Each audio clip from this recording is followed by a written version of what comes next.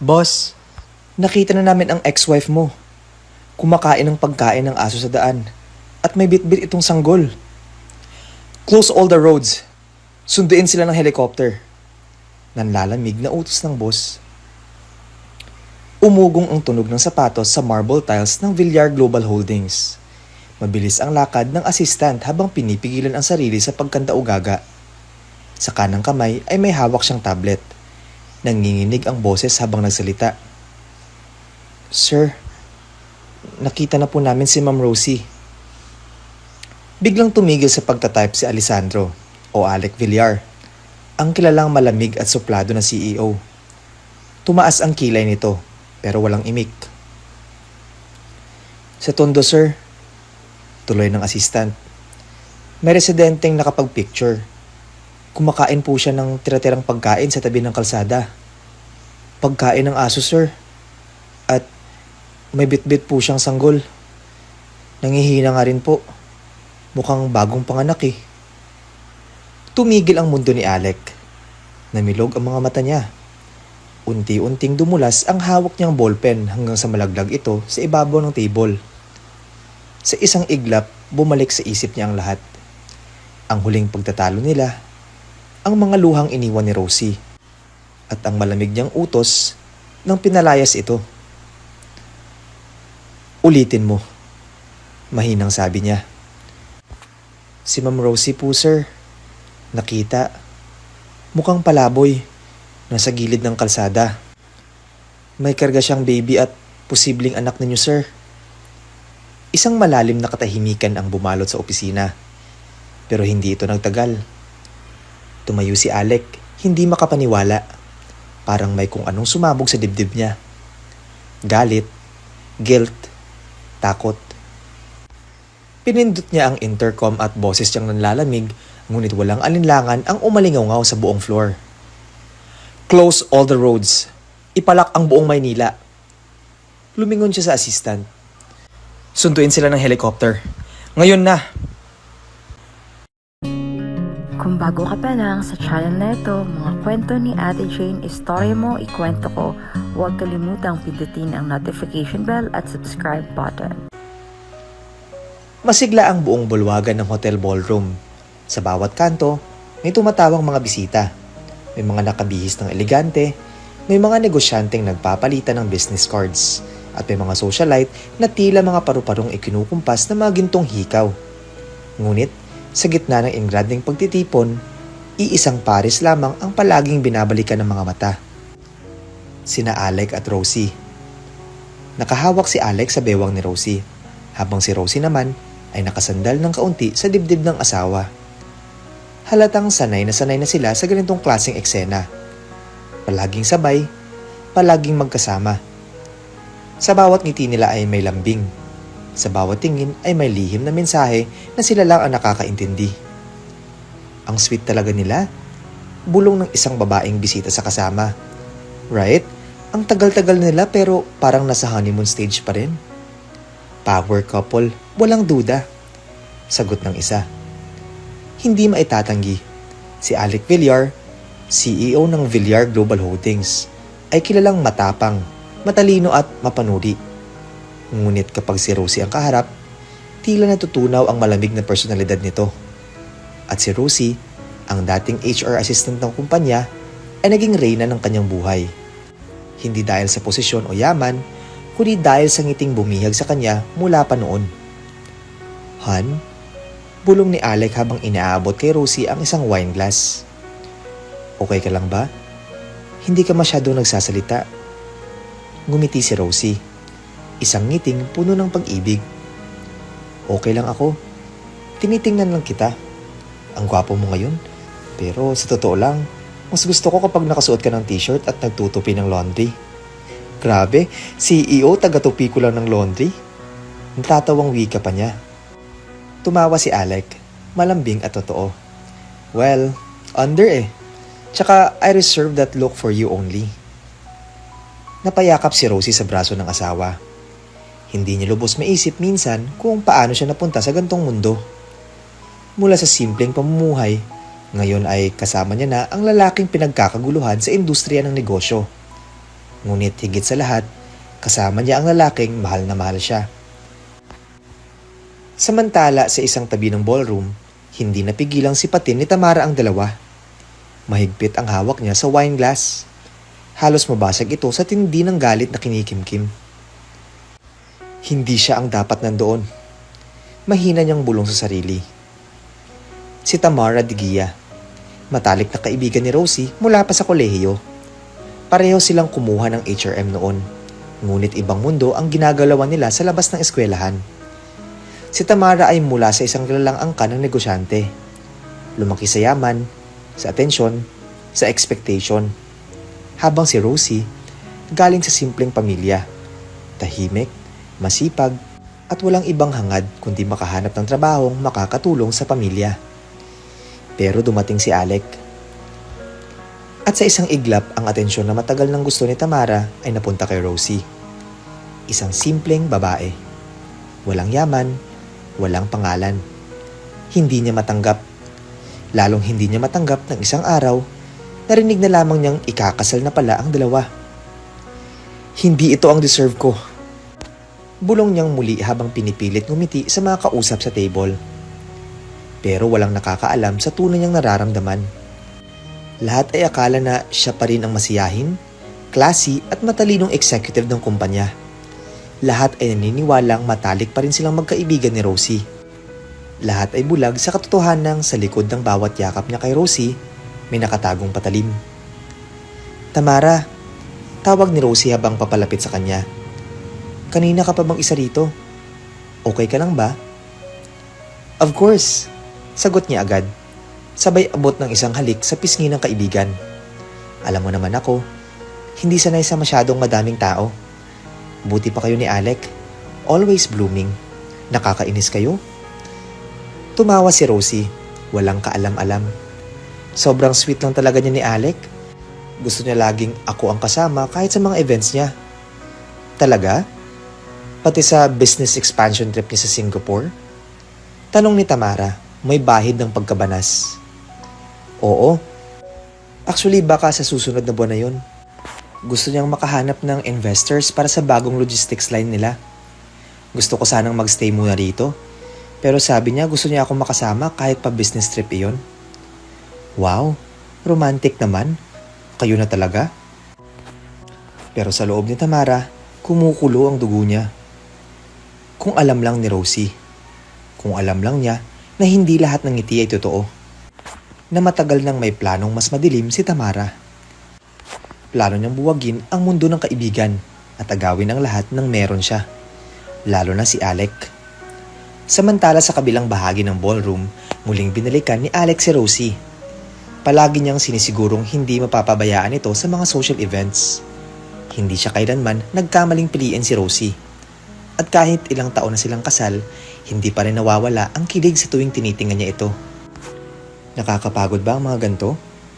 Tanong niya kay Rosie habang hawak ang kamay nito. Hindi naman, sagot niya. Pero sana, minsan lang, tayo lang. Yung simpleng date lang ulit. Sa park, fishball, taho. Gusto mo bukas? Laktaban natin ang meeting ko, tapos road trip lang tayo. Gusto mo? Seryoso ang tono ni Alec. Napangiti si Rosie.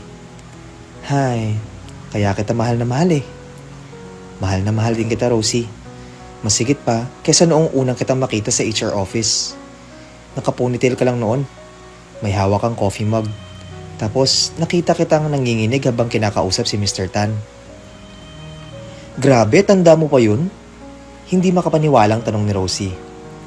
Alam mo ba, nagpretend lang akong may naiwan sa office para makabalik at makita kita ulit. Tapat ang boses ni Alec. Doon ko naisip, hindi ko napapakawalan to. Nagbiro si Rosie.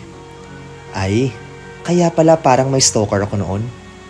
Nagtawanan sila. Sabay lakad palabas ng ballroom patungong sa garden ng hotel. Gabi na. Malamig ang simoy ng hangin. At ang mga ilaw ng lungsod ay parang mga bituing malapit sa lupa. Naupo sila sa isang bench, magkahawak ang kamay. Han? Tanong ni Alec habang nakatingin sa kalangitan. Naiinis ka ba minsan kapag tinatanong tayo kung kailan tayo magkakababy? Umiling si Rosie. Hindi naman. Gusto ko rin naman eventually. Pero gusto ko munang maging buo tayo. Gusto ko pa rin suportahan ka sa mga pangarap mo.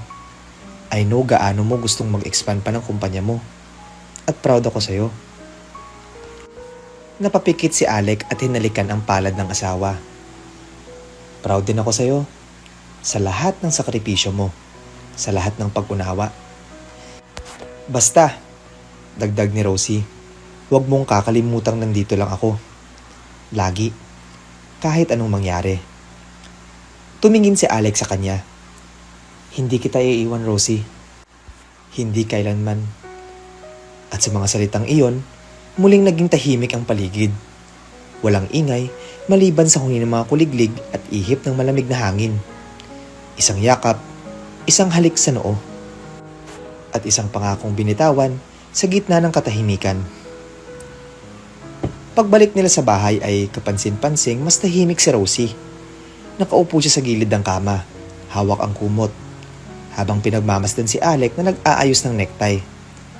Nang mapansing hindi siya kumikibo, lumapit ang lalaki at naupo sa tabi niya. Hey, mahal. Anong iniisip mo? Bulong ni Alec. Wala naman. Mahinang sagot ni Rosie. Medyo masama lang pakiramdam ko. Siguro pagod lang din. Mabilis na tinanggal ni Alec ang necktie at inabot ang kumot para itakip sa balikat ni Rosie. Yumakap ito mula sa likuran. Gusto mo ng hot tea? O soup? Ako magluluto. Umiling si Rosie. Gusto ko lang yakap mo. Hinila siya ni Alec papalapit. Mahigpit na niyakap ang asawa. Pinakiramdaman ang init ng katawan nito. Para bang sa bawat tibok ng puso ni Alec ay may tugon ang puso ni Rosie. Sana ganito lang tayo lagi. Bulong ni Rosie. Ganito nga tayo lagi. At mas lalo pang magiging matibay. Sagot ni Alec habang hinahaplos ang buhok niya. Sa gitna ng katahimikan, nakapikit si Rosie habang nararamdaman ang pagyakap ng lalaking mahal na mahal niya. Sa mga bisig nito, pakiramdam niya ay ligtas siya sa kahit anong unos. Hindi niya alam na sa likod ng katahimikan ng gabi ay may nagbabadya na palang unos na magwawasak ng lahat ng akala niyang hindi matitinag. Ngunit sa gabing iyon, walang halong duda, walang pangamba. Sa gabing iyon, si Rosie at Alec ay iisa lang. Dalawang pusong nagmamahalan. Walang alam sa mapanlinlang na mga plano ng mundo. Sa lambing ng yakap at sa init ng pag-ibig, dahang-dahang bumagsak ang kanilang mga mata. At sa gitna ng malamig na gabi, sabay silang nalugmok sa mahimbing na tulog. Walang alinlangan, walang takot, at walang ideya na mayayanig ang kanilang pagmamahalan. Sa kabila ng lahat, nananatiling matamis ang bawat araw para kina Alec at Rosie.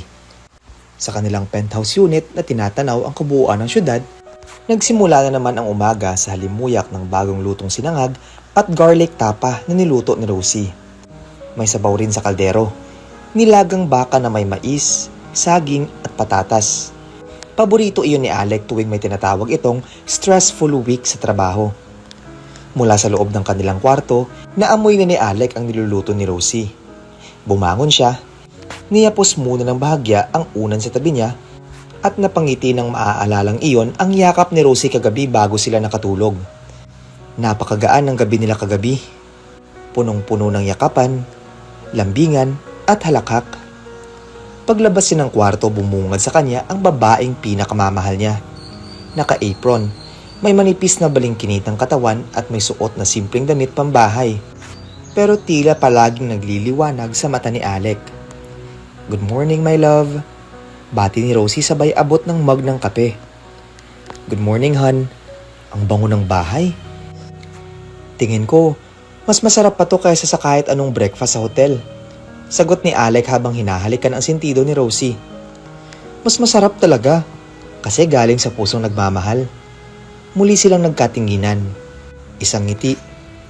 Isang ngiting puno ng kasiguruhan, ng pananabik, ng pag-ibig. Para bang walang pwedeng sumira sa mundong binuo nila. Ngunit sa kabilang panig ng syudad, may isang babaeng abala sa pagpaplano. Si Tamara. Suot niya ang isang pulang cocktail dress habang sinisilip ang sarili sa salamin. Ngayon ang gabi ng executive party at may iisang layunin lang siya. Si Alec. Gabi na nung dumating ang inaabangang okasyon. Grande ang venue. May mga ilaw na tila mga bituin sa kisame. May mga classical musicians sa sulok at may mga waiter na walang patid ang alok ng iba't ibang klase ng mamahaling alak at mga gourmet appetizers. Si Alec, taliwas sa inaasahan ay dumating ng mag-isa. Pagod siya. May kinailangan siyang ayusin sa board meeting kaya naman naiwan si Rosie sa kondo. Pinilit siyang sumama ni Tamara sa event. Alec, come on. You need a break. Drinks on me tonight. Bulong ni Tamara habang may hawak na wine glass at isang mapanuksong ngiti. Hindi sanay si Alec sa alak. Pero dahil sa kapipilit ng mga executives at ng kabiguang makaiwas kay Tamara, napainom siya. Isang baso, 2, hanggang sa makapitong shot siya ng brandy na malakas ang tama. Are you okay? Tanong ni Tamara habang dinadala si Alec papunta sa isang VIP suite sa itaas. I just need to lie down a bit. Garalgal ang boses ng lalaki. Halatang lutang na. Pagkapasok nila sa loob ng suite, pinahiga niya si Alex sa kama. Pagkatapos ay naupo siya sa gilid nito. Pinagmasdan ang muka ng lalaking matagal niyang inasam. Walang ibang tao. Wala si Rosie. Walang matang nakatingin. Sa kanila ang mundo. Dahan-dahan, inilapit niya ang mukha niya sa pisngi ni Alec. You don't need her. Not tonight. Bulong niya. Saka idinikit ang katawan sa kanya. Kinabukasan, nagising si Alec na may masakit na ulo. Maliwanag na ang araw sa labas ng suite at ramdam niya agad ang bigat sa dibdib niya. May mabigat ring braso na nakapatong sa kanya. Pagtingin niya sa tabi, si Tamara. Nakayakap ito sa kanya. Nakangiti pa habang tulog. Halos mawalan siya ng hininga. No, mahina niyang bulong. Agad tumayo at nagbihis. Wala siyang maalala ng malinaw. Pero ang pagkakatabi nila, ang mga marka sa leeg niya, at ang mga kalmot sa braso ay tila mga patunay na isang pagkakamaling hindi na pwedeng burahin. Pag-alis siya sa suite, hindi na siya lumingon pa.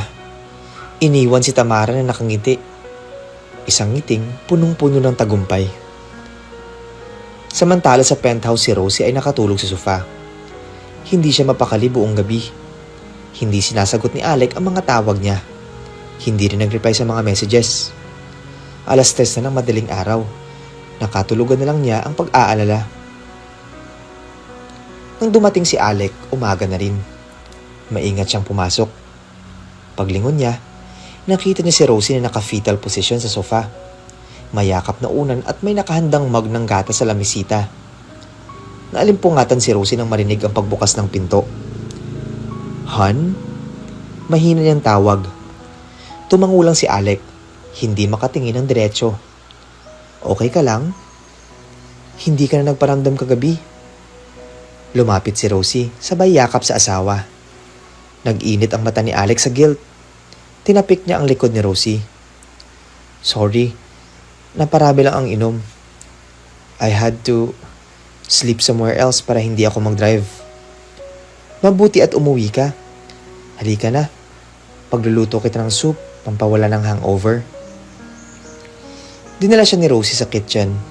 Tahimik lang si Alec habang si Rosie ay masigla pa rin. Hindi niya pinansin ang malamig na kilos ni Alec. Sa isip niya, baka pagod lang ito. Han, I love you. Bulong ni Alec habang sinusubukang itago ang kaba. I love you too. Always. Ngunit sa puso ni Alec may unti-unting dumudurog. Sa mga sumunod na araw, patuloy ang awkward tension sa pagitan nila Alec at ni Tamara. Sa bawat meeting, pilit iniiwas ni Alec ang tingin. Ngunit sa tuwing magtatama ang kanilang mga mata, si Tamara ay may malisyosong ngiti. Isang paalala ng kanilang lihim. Isang araw na abutan siyang mag-isa ni Tamara sa pantry. Hey handsome, bati ni Tamara. Suot ang isang masyadong masikip na dress para sa isang regular office day. Tumigil ka Tamara, ayoko ng gulo. Talaga lang ha? Bakit parang hindi mo ako tinulak nung gabi na iyon? Lapit ni Tamara sa kanya, halos magdikit ang mga katawan. Dahil lasing ako. Hindi ko alam ang ginagawa ko. Pilit ni Alec na lumayo. Pero dinikit ni Tamara ang labi niya sa tenga ni Alec. Don't you miss my body? Di ba nag-enjoy ka naman? Napapikit si Alec. Sa loob niya, gusto niyang mawala na lang ang gabing iyon. Pero sa katawan niya, likas na mahina sa tukso. May bahagyang pagyanig. Ngunit bago pa siya makagalaw, biglang bumukas ang pinto. Oh! Nagulat na wika ni Rosie na may dalang maliit na Tupperware. Sorry, may business matter ba kayong pinag-uusapan? Tanong ni Rosie habang nilalapag ang container sa table. Wala naman. Sagot ni Tamara agad. Actually, Rosie, gusto mo mag-coffee tayo? Napatingin si Rosie kay Alec. Halata sa mukha nitong nanigas. Natigilan si Rosie. Sige na, bestie. It's been a while since we last had a coffee date, di ba? Ani Tamara habang kinakalabit ang braso ni Rosie. Napatingin ulit si Rosie kay Alec. Sige na. Sabi ni Alec habang iniwas ang tingin. Go with Tamara.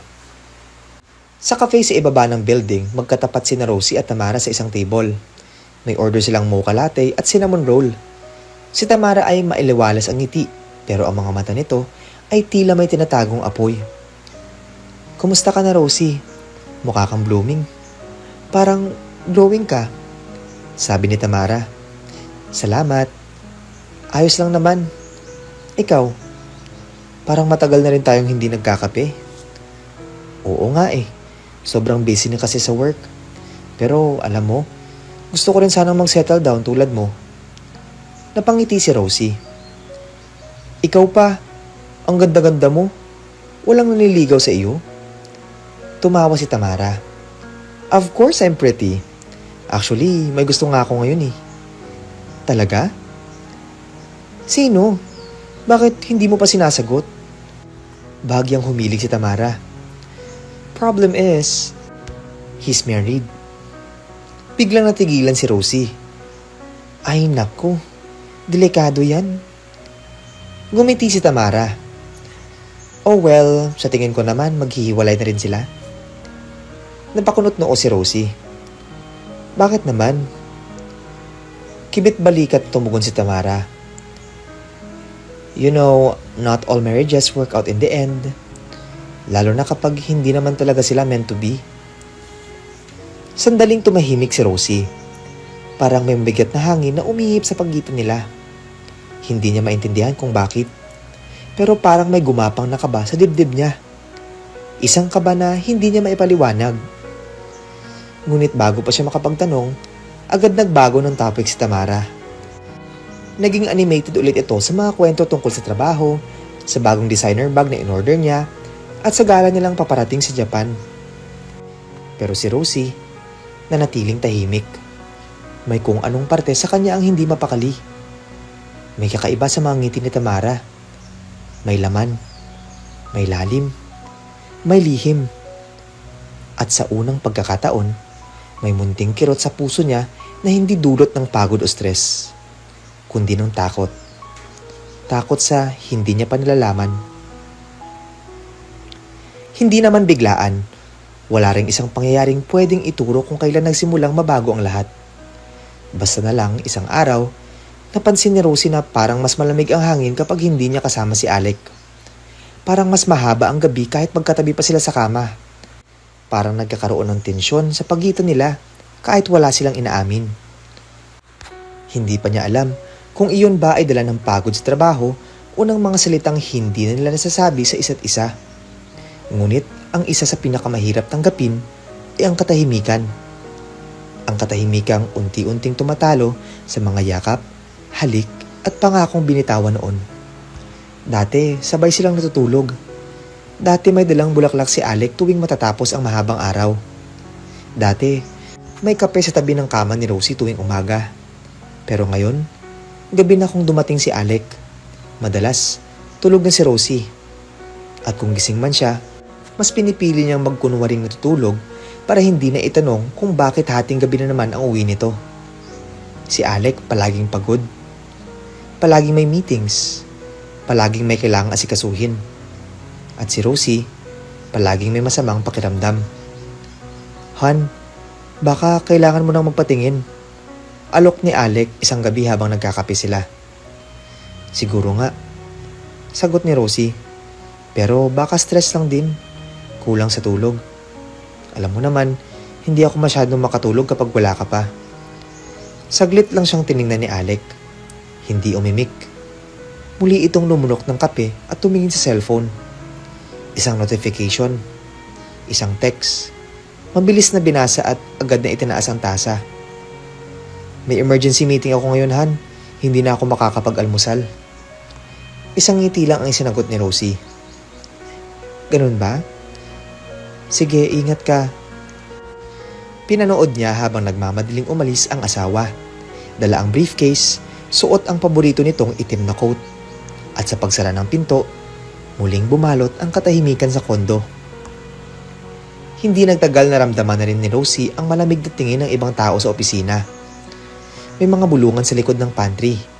May mga tinginan sa elevator. Lahat parang may alam na hindi niya alam. Uy, narinig mo na ba? Bulong ng isang empleyada. Oo, nakakagulat no? Akala ko pa naman perfect siya. Wala talaga tayong pwedeng pagkatiwalaan ngayon. At sa tuwing dumadaan si Rosie, biglang tatahimik ang paligid. Biglang mag-iiba ang paksa. Biglang lalayo ang mga mata. Nagsimula na ring lumamig ang mga datos sa accounting department. May mga file na hindi niya ma-access. May mga memo siyang natatanggap na tila ba sinadya para siya ay guluhin. Hindi niya maintindihan. Wala siyang binabago sa routine niya. Wala siyang hinahawakang pondo. Wala siyang pinapasukang transaksyon. Hanggang sa isang araw, pinatawag siya ng board of directors. Kinabahan siya, pero nagbihis siya ng maayos. Isang cream na blouse at itim na palda. Kinuha niya ang notebook at ballpen niya at nagtungo sa executive conference room. Pagdating doon, halos lahat ng miyembro ng board ay naroon. Si Tamara ay nakaupo sa dulong-dulo. Tahimik lang, nakayuko. At si Alec, nakaupo sa gitna ng mesa. Seryoso ang muka, pero hindi tumitingin sa kanya. Rosie, we need to ask you a few questions regarding the recent financial audit. Sabi ng isang matandang board member. Napakunot noo si Rosie. About what po? The missing funds. Several accounts and transfers were made under your clearance level. All were approved using your credentials. Nagulat siya. Ano pong ibig niyo sabihin? Hindi po ako nag-a-approve ng kahit anong transfer. Hindi rin po ako binigyan ng access sa ganoong klase ng account. Lumapit ang IT head at nagpakita ng mga logs. Nandoon ang digital signature niya. Nandoon ang mga oras, petsa at mga email na tila siya ang nagpadala. Pero hindi niya maalala kahit isa. Impossible. Bulong ni Rosie. Hindi po ako ito. Rosie, sabad ni Alec. Sa wakas ay nagsalita. Nakapangalan sa iyo ang accounts gamit ang personal bank details mo. Napalingon si Rosie sa asawa. Alec, hindi ako yon. Hindi ko gagawin yan. Wala akong dahilan para gawin yan. Tahimik si Alec. Tumitig lang siya kay Rosie pero walang salitang lumabas sa kanyang bibig. At doon pumasok si Tamara sa eksena. Rosie, malambing ang boses pero puno ng pagkukunwari. I hate to say this pero may lumabas na rin kasing impormasyon. Isa sa mga sales consultant na nakatrabaho mo noon, nag-claim na close kayo at may mga email na lumabas between you and him. May inilapag siyang folder. Mga printout ng emails, iba't ibang mensahe na puno ng endearments, mga salitang tila mula kay Rosie, na tila may relasyon siya sa isa sa mga kalabang kumpanya. Hindi makapaniwala si Rosie. Hindi ako yan. Hindi ko kilala ang taong to. Tamara, bakit mo to ginagawa? Gumiti lang si Tamara. Isang mapagkumbaba, ngunit tagumpay ng ngiti. Wala akong ginagawa. I'm just helping the company uncover the truth. Tahimik si Alec. Hindi siya makatingin kay Rosie. At sa katahimikang iyon, ramdam ni Rosie na may mas malalim pang dahilan. Isang dahilan na hindi sinasabi. Hanggang sa marinig niya ang panghuling linya mula kay Tamara. Alec, I'm pregnant. Mabilis na lumingon ang buong mesa sa kanya. Tumayo si Tamara. Inilabas ang medical report mula sa bag niya at inilatag sa harap ni Alec. I was planning to tell you in private pero with everything going on, I think you deserve to know. Nanlaki ang mata ni Rosie. Parang sinuntok siya sa tiyan. Pregnant? Mahina niyang bulong. Alec, tahimik lang ang lalaki.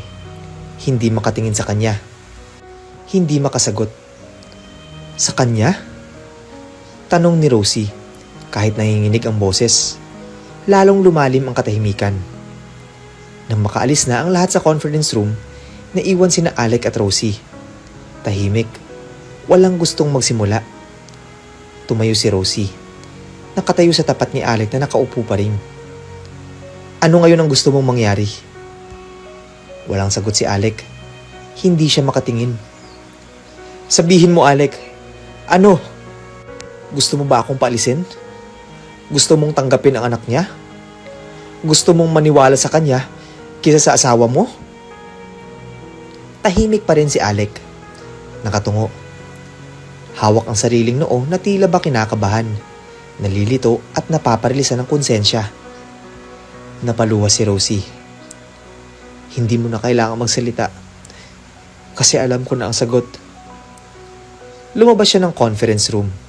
Mataas ang noo pero malalim ang sugat sa puso. At sa likod niya, naiwan si Alec. Tahimik. Wasak. At sa isang sulok ng hallway, nakatayo si Tamara. Nakangiti. Ang mga mata ay kumikislap sa tagumpay. Hindi niya kailanman iniisip na magiging ganito kadali. Ang pagbagsak ni Rosie ay unti-unti. At sa bawat hakbang ni Tamara, papalapit siya sa buhay na matagal niya nang gustong agawin. Mainit ang araw ng tuluyang tanggalin sa kumpanya si Rosie. Walang seremonyas, walang paliwanag na sapat. Isang envelope lang na naglalaman ng termination letter ang natanggap niya mula sa HR head. Ilang araw ng pakiramdam niya ay nasa bangungot siya. Ngunit ngayon, ang lahat ay naging totoo. Wala na siya sa Villar Global Holdings. Wala na rin siya sa piling ni Alec. Hindi siya umiyak habang naglalakad palabas ng gusali. Hindi siya lumingon sa mga empleyadong binati niya noon ng buong lambing. Sa mga seguridad na palaging binuksan ang pinto para sa kanya. O sa mga pader na naging saksi ng kanyang tagumpay bilang asawa at katuwang ng CEO. Tahimik lang siya. Bit-bit ang isang kahon ng personal niyang gamit. Nakasuot ng puting blouse at simpleng itim na pantalon. Ang dating aura ng isang may bahay ng isang powerful na lalaki ay parang dahan-dahang tinatangay ng hangin. Pagdating sa penthouse unit na dati nilang tinitirahan, hindi na siya pinapasok ng building admin. May utos daw na hindi na siya authorized tenant. Walang gamit na ibinigay sa kanya. Maliban sa ilang damit na isinalansan sa isang maliit na bag at iniabot ng staff. Naiintindihan ko. Mahina niyang sabi. Salamat. Habang nakasakay siya sa jeep papunta sa kung saan, hawak-hawak ang paper bag na iyon, wala siyang maisip kundi ang bilis ng pangyayari. Ang bilis ng pagkawala ng lahat. Pagdating sa bahay ng kaibigan niya sa Tondo, kung saan siya pansamantalang tumuloy, tulala pa rin si Rosie. Hindi siya makakain. Hindi rin siya makatulog. Rosie, gusto mo ng kape? Tanong ng kaibigan niyang si Judith habang inaabot ang baso. Salamat. Tugon ni Rosie. Hindi ko inakalang mangyayari to. Dagdag ni Judith. I mean, kayo ni Alec, parang perfect. Akala ko nga yung chismis lang about sa company, gawa-gawa lang ng mga inggitero. Napayuko si Rosie. Hindi rin ako makapaniwala. Pero ganun talaga siguro kapag wala kang ipaglalaban. madali kang pabagsakin. Hindi niya alam kung paano siya bumagsak sa ganito. Ilang buwan lang ang nakalipas, suot niya mga branded na damit, kumakain sa mamahaling restaurants, at ang tanging iniintindi lang ay kung saan sila susunod na magbabakasyon ni Alec. Ngayon, wala siyang pera, wala siyang trabaho, at wala siyang lugar na matatawag na kanya. At higit sa lahat, wala na siyang Alec. Sa kabilang dako, si Tamara ay abalang-abala sa pagbuo ng ilusyon ng isang masayang buntis. Laging may bitbit na prutas sa office. Laging nagpo-post sa social media ng mga maternity test at laging pinaparamdam kay Alec na excited siya sa baby nila. Pero ang totoo, nagsisinungaling siya. Ang dinadala niya ay anak ng ex-boyfriend niyang si Ryan. Isang indie actor na niloko siya noon at iniwan nang malamang buntis siya. Dahil nga nagsisimula pa lamang ang karir nito. Matagal niyang gustong ikansila ang lahat ng koneksyon sa lalaking iyon. Pero nang malaman niyang buntis siya, naisip niyang gamitin ito sa kanyang kapakanan. Dahil alam niyang sa oras na malaman ni Alec na siya ay buntis, magkakaroon ng responsibilidad ang lalaki. At dahil wala namang tiyak na ebidensya pa, sakaling isilang ang bata, may pagkakataon siyang gamitin iyon para mapalapit lalo kay Alec. Samantala si Alec sa kabila ng lahat ay hindi pa rin nagpapakita ng ganap na pagmamahal. Pakakasalan kita kapag dumating na ang baby. Pero kailangan nating ipa-DNA test para sigurado. Sabi nito sa kanya noong isang gabi. Napangiti si Tamara noon. Ngunit sa loob-loob niya, kinabahan siya. Hindi niya alam kung paano niya malulusutan iyon. Pero isang bagay ang sigurado. At iyon ay gagawin niya ang lahat para hindi na makawala sa kanya si Alec. Samantalang si Rosie, sa sunod-sunod tangkang mag-apply sa trabaho, palaging bigo. Lahat ng kumpanya na pinasahan niya ng resume ay tumanggi. Minsan, diretso ang sagot, hindi ka pasado. Minsan, mas masakit. Hindi namin kailangang makasama sa team ang isang may reputasyon ng may kaso sa dati nitong kumpanya. Isang araw habang naglalakad siya sa ilalim ng tirik na araw, dala ang folder ng resume, napahinto siya sa isang kanto. Sa paligid niya, mga bata na marurumi ang paa, mga nanay na may timba sa balikat, at mga lalaking walang suot pang itaas habang nagbibilang ng barya. Mula sa malayo, may amoy ng nilulutong isda, usok ng tricycle, at alingaw-ngaw ng sigawan. Isang matandang babae ang lumapit sa kanya. Iha, naghahanap ka ba ng matutuluyan? May bakanteng kwarto roon sa dulo. 1,500 isang buwan. Kahit pansamantala lang. Tumingin si Rosie sa maliit na bahay sa tabi ng barong-barong. May tagas ang bubong. May basag na bintana, pero may pinto. At higit sa lahat, may espasyo para sa katahimikan. Gusto ko po sana, sagot niya. Kahit isang buwan lang. At doon siya nauwi, ng sulok, ng squatters area na dati niyang tinakasan. Sa lugar na kung saan siya lumaki, na ipinangakong hindi na babalikan. Ngunit heto siya ngayon, kasama ng mga daga, lamok, at ingay ng mundo na tila wala na ring pakialam sa kanya. Ayaw naman niyang makitira kay Judith ng matagal dahil may lolo at lola rin itong inaalagaan. Nang gabing iyon, naupo siya sa maliit na kama. May maliit siyang salamin sa dingding. Tiningnan niya ang sarili. Maputla na siya. Payat. Namumugto ang mata. At noon niya naramdaman ang pagduduwal. Sunod-sunod. Walang pagkain sa tiyan pero sumasakit ang sikmura. Akala niya ay gutom lang. Ngunit ilang araw na itong paulit-ulit. May kahinaan. May pagkahilo. May pagkirot sa dibdib. Kumuha siya ng lumang kalendaryo. Pinalikan niya ang mga araw. Isang buwan na. Huli siyang dinatna ng buwanang dalaw noong may event sila na dinaluhan sa Baguio at kasama pa niya si Alec. Kinabukasan, naglakad siya sa pinakamalapit na health center. Matagal siyang nakapila. Mainit. Maraming nanay. May iyakan ng bata. May iyakan ng nanay. Pagdating ng turn niya, kinumpirma ng nurse ang hinala. Positive po, ma'am. Congratulations. Buntis po kayo. Napaupo si Rosie Cecilia. Hawak ang tiyan ngunit hindi makapagsalita. Isang patak ng luha ang tumulo mula sa kanyang mata. Paglabas niya ng health center, Naglakad lang siya. Hindi niya alam kung saan papunta. Hindi niya rin alam kung anong susunod na hakbang. Ngunit pagdating sa barong-barong niyang inuuwian, naupo siya sa gilid ng kama. Hawak ang maliit na ultrasound schedule na ibinigay ng health center. Wala pang larawan. Wala pang tibok. Ngunit buhay. Buhay sa loob niya. Dahan-dahan niyang inilagay ang palad niya sa kanyang tiyan. Isang marahang haplos. Anak, mahinang sambit ni Rosie. Hindi ko alam kung paano tayo magsisimula. Pero babangon ako. Para sa iyo. Para sa atin. Muli siyang umiyak.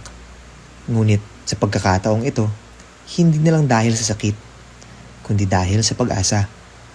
Hindi man siya si Rosie na pinili ni Alec, siya na ngayon si Rosie na lumalaban. Bawat umaga bago pa sumikat ang araw, gising na si Rosie.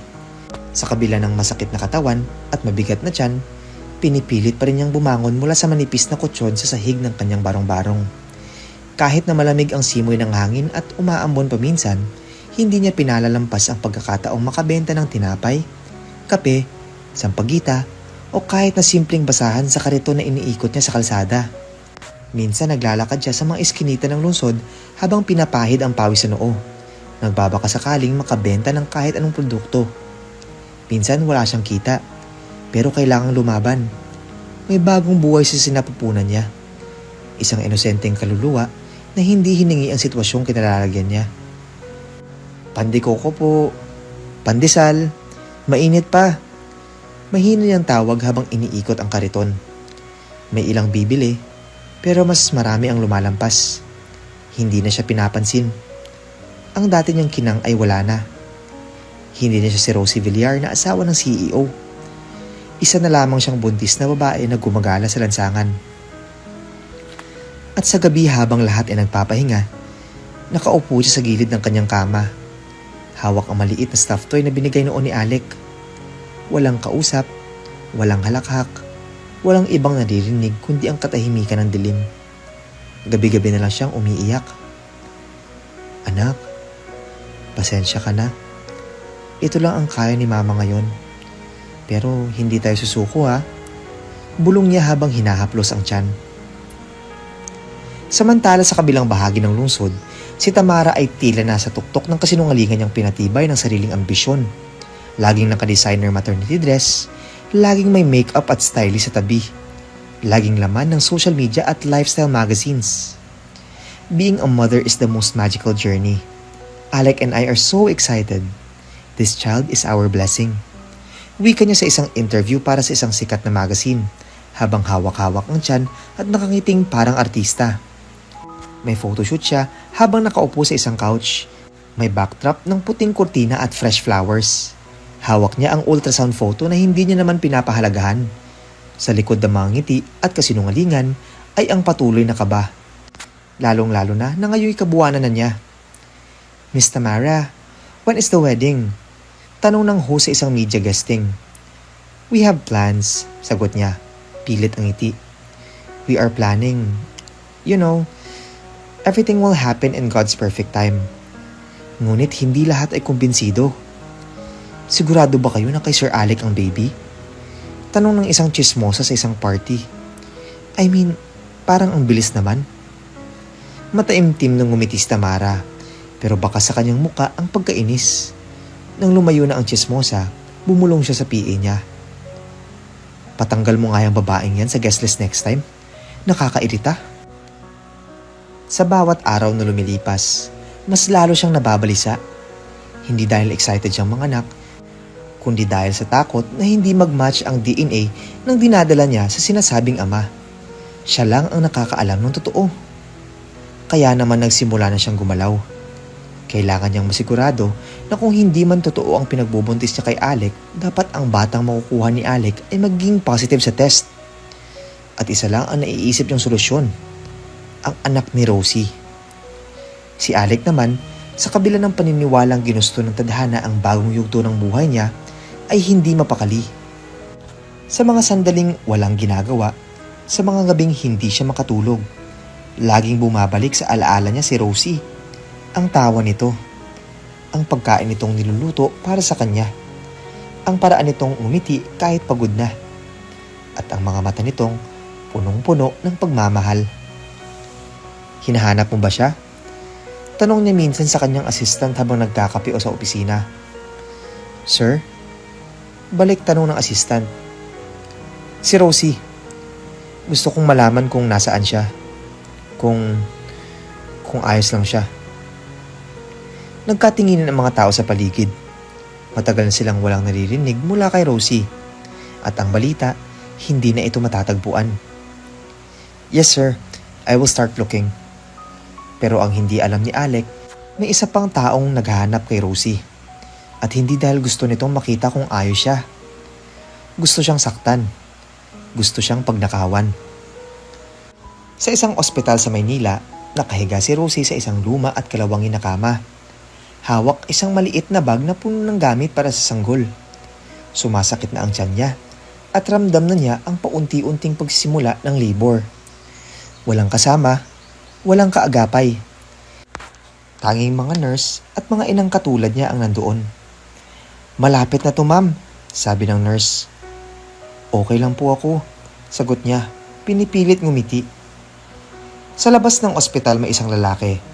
May suot na baseball cap, hawak ang cellphone. May natanggap siyang text mula kay Tamara. Pakiasikaso na, dapat maayos. Siguraduhin mong mapalitan. Huwag kang papalpak. Naglakad ang lalaki papasok sa ospital. Nagpapanggap na isa sa mga delivery personnel. Ngunit bago pa siya makarating sa maternity ward, isang matandang janitor ang nakarinig sa kanyang usapan sa telepono habang nag-aabang sa pasilyo. Pag nanganak na, kunin mo agad yung bata. Ako na bahala sa paglabas. Ipalit natin ang isa sa kontak ko sa labas. Nagtaka ang janitor. Kilala niya si Rosie. Alam niyang mabait at tahimik na buntis na ilang araw na niyang pinagsisilbihan ng tubig. Hindi siya mapakali. Pagkaalis ng lalaking kahinahinala, agad siyang nagpunta sa ward. Pinuntahan si Rosie. Rosie, mahina niyang tawag.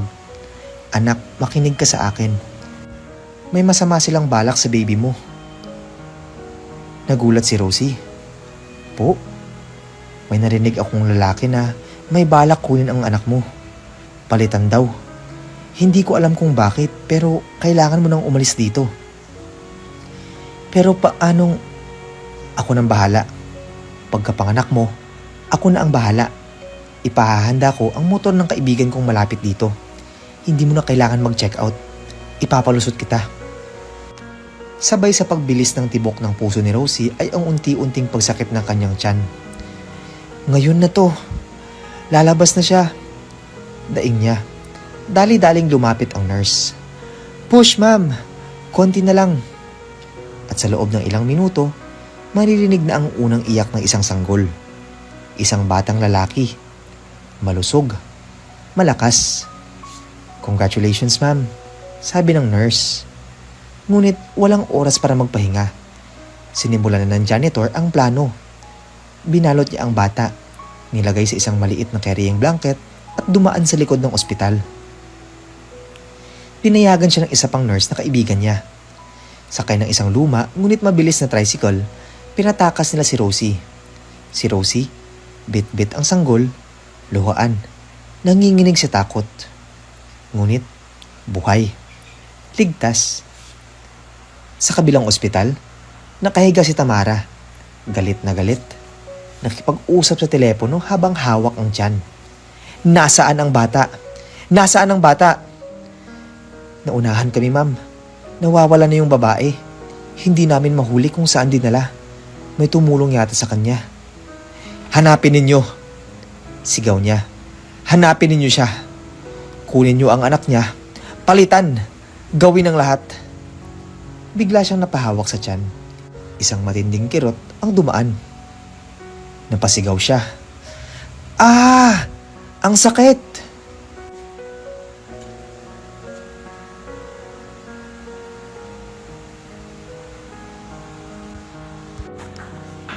Hindi nagtagal ay umikot na ang helicopter sa Tondo.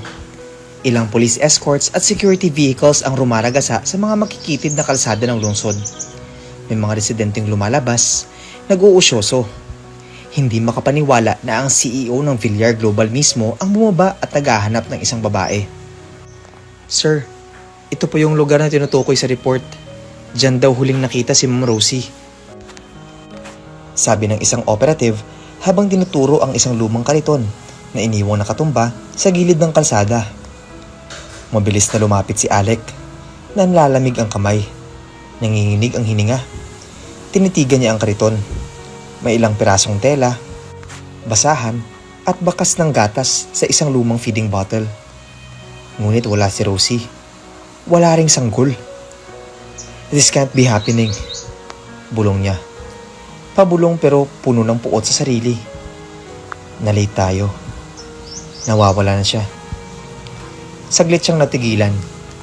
Pinikit ang mga mata at sinuntok ang pader ng kalsadang simento. Sa dami ng pera niya, sa dami ng impluwensya, sa dami ng kapangyarihan. Bakit ngayon lang niya naisip hanapin ang babaeng pinakamamahal niya? Biglang nagring ang cellphone niya. Napatingin siya. Si Tamara. Saglit siyang napatigil. Ayaw niyang sagutin. Pero kailangan. Yes. Malamig niyang sagot. Baby, nanganak na ako. Dito ako sa St. Helena Hospital. Come here immediately. Take a look at our baby. He looks just like you. Masigla at may halong tuwang sabi ni Tamara sa kabilang linya. Hindi sumagot si Alec. Alec? Baby? Nandyan ka pa? Tanong ni Tamara. Sige, pupunta ako. Sagot ni Alec, walang emosyon. Ibinaling niya ang tingin sa kawalan. Para siyang nawawala sa sariling katawan. Habang papalayo na ang convoy, bit-bit ang bigat ng puso at isang malaking tanong. Nasaan si Rosie? Sa isang maruming barong-barong sa isang gilid ng pasilyo ng isang squatter area, unti-unting dumilat si Rosie. Masakit ang ulo. Nanlalambot ang katawan. Pinilit niyang bumangon, ngunit tila wala siyang lakas. Napatingin siya sa gilid ng kanyang manipis na banig. May sanggol. Isang maliit na sanggol na babae. Nakabalot sa kulay rosas na kumot. Tahimik itong natutulog.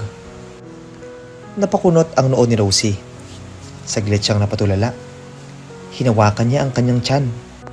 At tiningnang muli ang sanggol. Anak? Tawag niya. Nanginginig ang tinig. Anak, ikaw ba yan? Dahan-dahan niyang binuhat ang sanggol. Pinagmasdan ang maliit nitong muka, ang maninipis na labi, ang maiksi at itim na buhok. Babae. Babae ang sanggol. Pero ang anak niya, lalaki. Lalaki ang isinilang niya. Hawak niya ito kanina. Bago siya tulungan ng janitor, nakakatiyak siya. Napaatras siya. Napahawak sa bibig. Napahikbi. Hindi ikaw ang anak ko. Hindi ikaw. Bulong niya. Nalaglag ang luha sa pisngi niya. Sunod-sunod. Napasigaw siya. Halos sumabog ang dibdib sa sakit. Ang anak ko! Hiyaw niya. Halos mapunit ang boses. Ibalik ninyo ang anak ko! Tumayo siya. Inikot ang barong-barong. Hinanap kung may ibang bata. Kung may tao. Tumakbo siya. Sumigaw. Nanghingi ng tulong. Ang anak ko! Ang anak ko! Walang nakarinig. Walang tumugon. Binalot ng katahimikan ang buong paligid. At sa loob ng kanyang puso, sumiklab ang pinakamasakit na katotohanan. Ninakaw ang anak niya. Sa ospital naman tuwang-tuwa si Tamara habang hawak ang batang lalaki sa kanyang mga braso. Nakadamit ito ng puting newborn clothes, may maliit na bonnet, at malinis ang balat.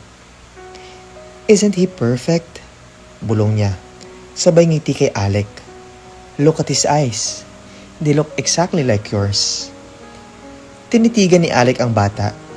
Hindi niya alam kung anong mararamdaman. Masaya ba siya? Nalilito? Hindi niya mawari. Ngunit para kay Tamara, isang tagumpay ito. Ang pinakahihintay niyang sandali. Ang pag-aari niya kay Alec ay nasa bisig niya na. Ang tanong lang, hanggang kailan? Lumipas ang ilang araw mula nang isilang ni Tamara ang batang lalaki na pinakilala bilang anak nila ni Alec. Lahat ng miyembro ng pamilya Villar ay tila abala sa pagdiriwang. May pa-welcome home party, may pa-press release, may pa-media interview pa sa mismong ospital. At sa gitna ng kagalakan, isang mahalagang dokumento ang dumating. DNA result. Nasa isang sobre na may official hospital seal.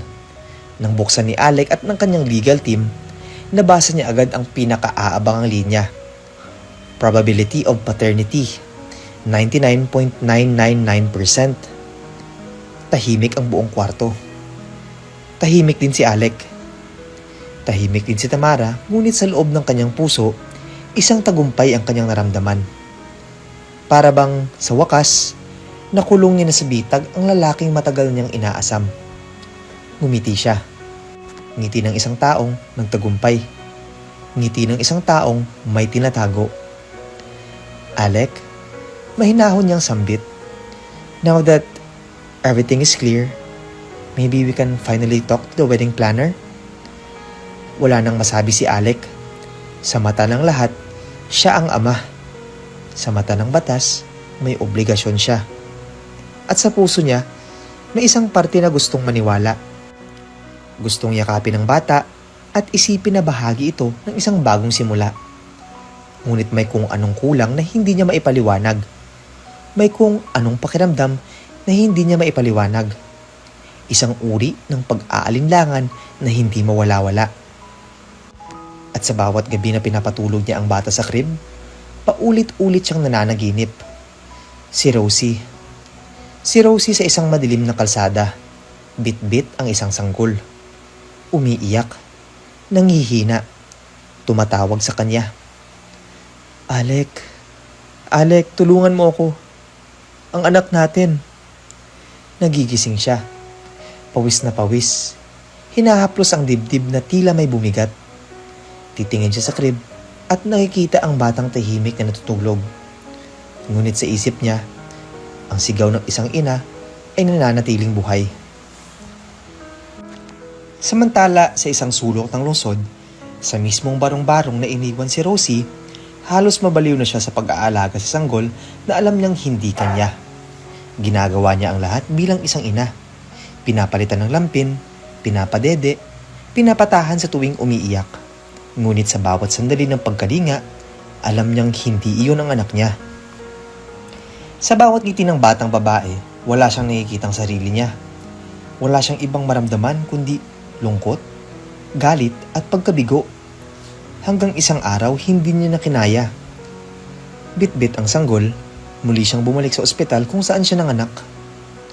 Tumayo siya sa harap ng gate. Mukhang pagal, mukhang gutom, at may matang puno ng tanong. Ate, sabi niya sa isang nurse, kailangan kong makausap ang janitor dito. Yung matanda, si Tatay Domeng. Nagkatinginan ang mga tao. Ilang saglit pa, isang pamilyar na matanda ang lumapit. Kulubot ang muka, pero matalim ang mga mata. Nakilala agad si Rosie. Hindi na siya nagtanong. Rosie, mahina niyang sambit. Alam ko. Napahagulgul si Rosie. Please, tulungan mo ako. Hindi ko ito anak. Tahimik na lumapit si Tatay Domeng. Tiningnan ang bata. Pinagmasdan si Rosie. Pasensya ka na. Akala ko, ligtas ka na. Pero noong nakalayo na kayo, hinang-hina ka. Bumagsak ka sa bangketa. Bago ka pa mabuhat, may dumating na motor. Mukhang mga tauhan ng babaeng buntis din. Kinuha nila ang anak mo. Napanganga si Rosie. Tapos, sinadyang ihilo ka.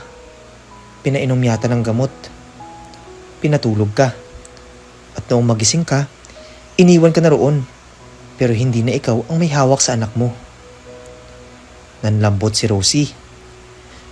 Ang ibig mong sabihin, ang anak ko, siya ang kinuha nila. At ang batang bitbit niya ngayon, anong nangyari sa baby na to? Tanong ni Rosie. Halos hindi makapagsalita. Yan ang dinadala ng babaeng tinutukoy ng lalaki nang manganganak siya. Galing sa kabilang ospital. Hindi ko na nasundan ang buong plano pero kitang-kita ko ang pagpapalit. Natahimik si Rosie. Unti-unting pumatak ang luha sa pisngi niya. Anong gagawin natin ngayon?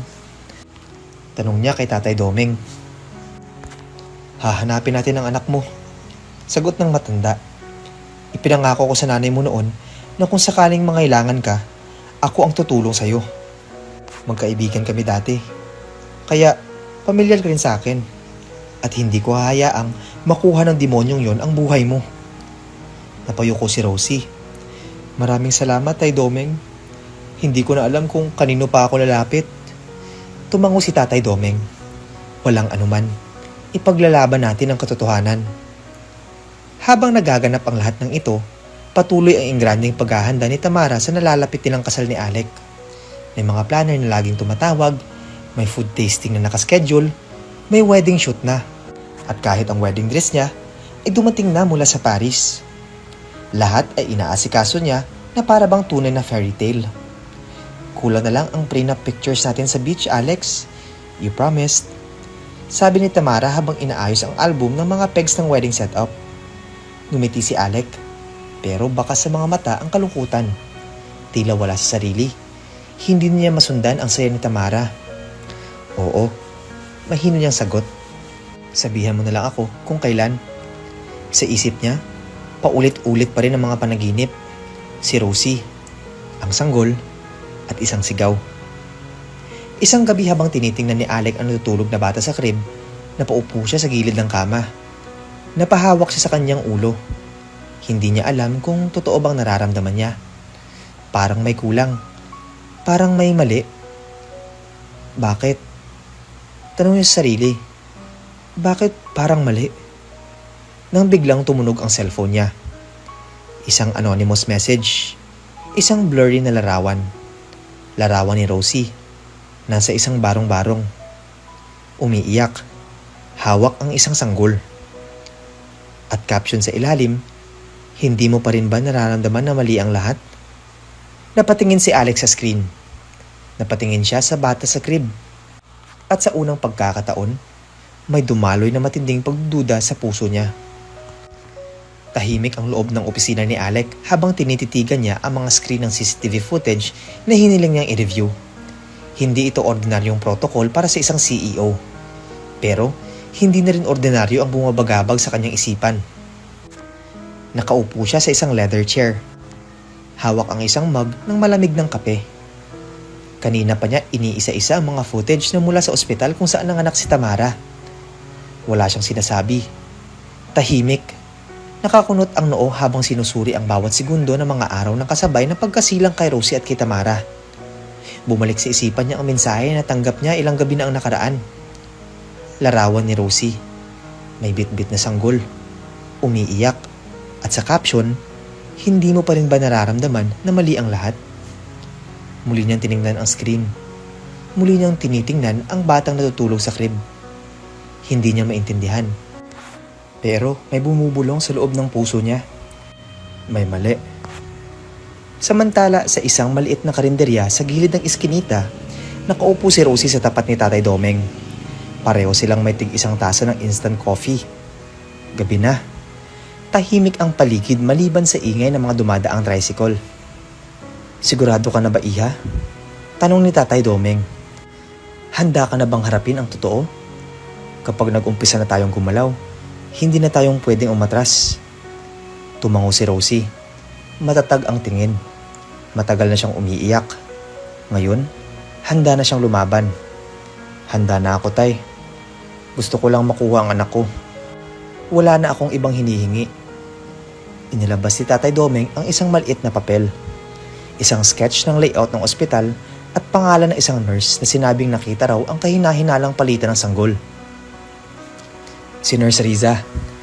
Matagal ko nang kakilala. Wala pa siyang lakas ng loob na magsalita pero kung personal mong kakausapin, baka magbago ang isip niya. Hindi nagtagal ay gumising ang umaga. Sa isang mamahaling mall sa Makati, Masaya at tila walang problema si Tamara habang bitbit ang batang lalaki sa kanyang bisig. Suot niya ang isa sa mga bagong designer dresses niya mula sa Italy, habang si Alec ay tahimik na naglalakad sa tabi niya. Waring nasa ibang mundo ang isipan. "Darling, gusto ko sanang bumili ng bagong heels para sa prenup shoot natin next week," ani Tamara, habang sinisipat ang isang luxury boutique. "Tsaka, tingnan na rin natin ang mga jewelry na pwedeng isuot ko during the reception."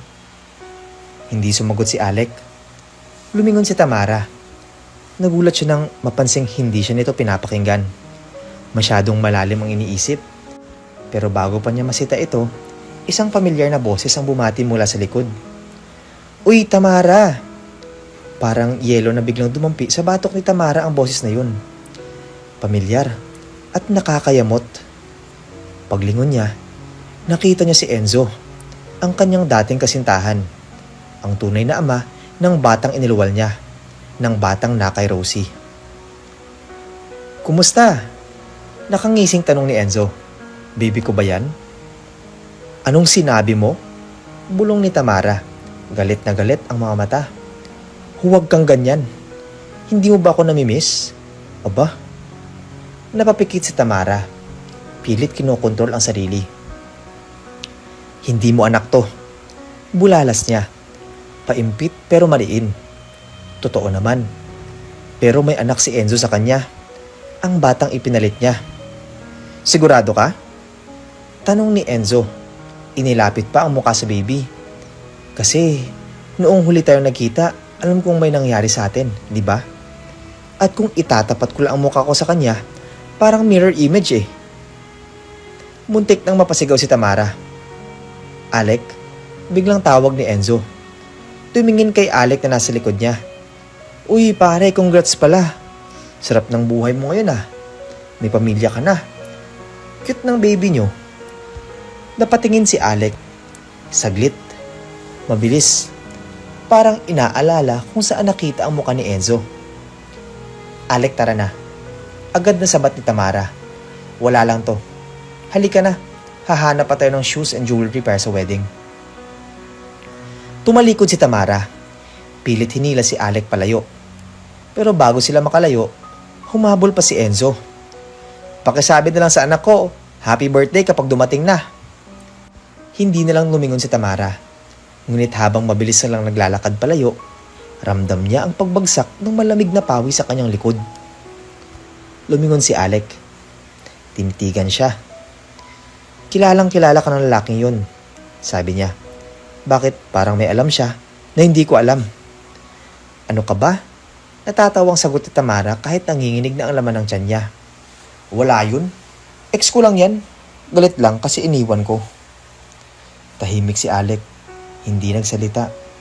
Pero muli, may bumuo na namang pagdududa sa kanyang puso. Kinagabihan habang tulog si Tamara, tahimik na bumaba si Alec sa kanyang private study.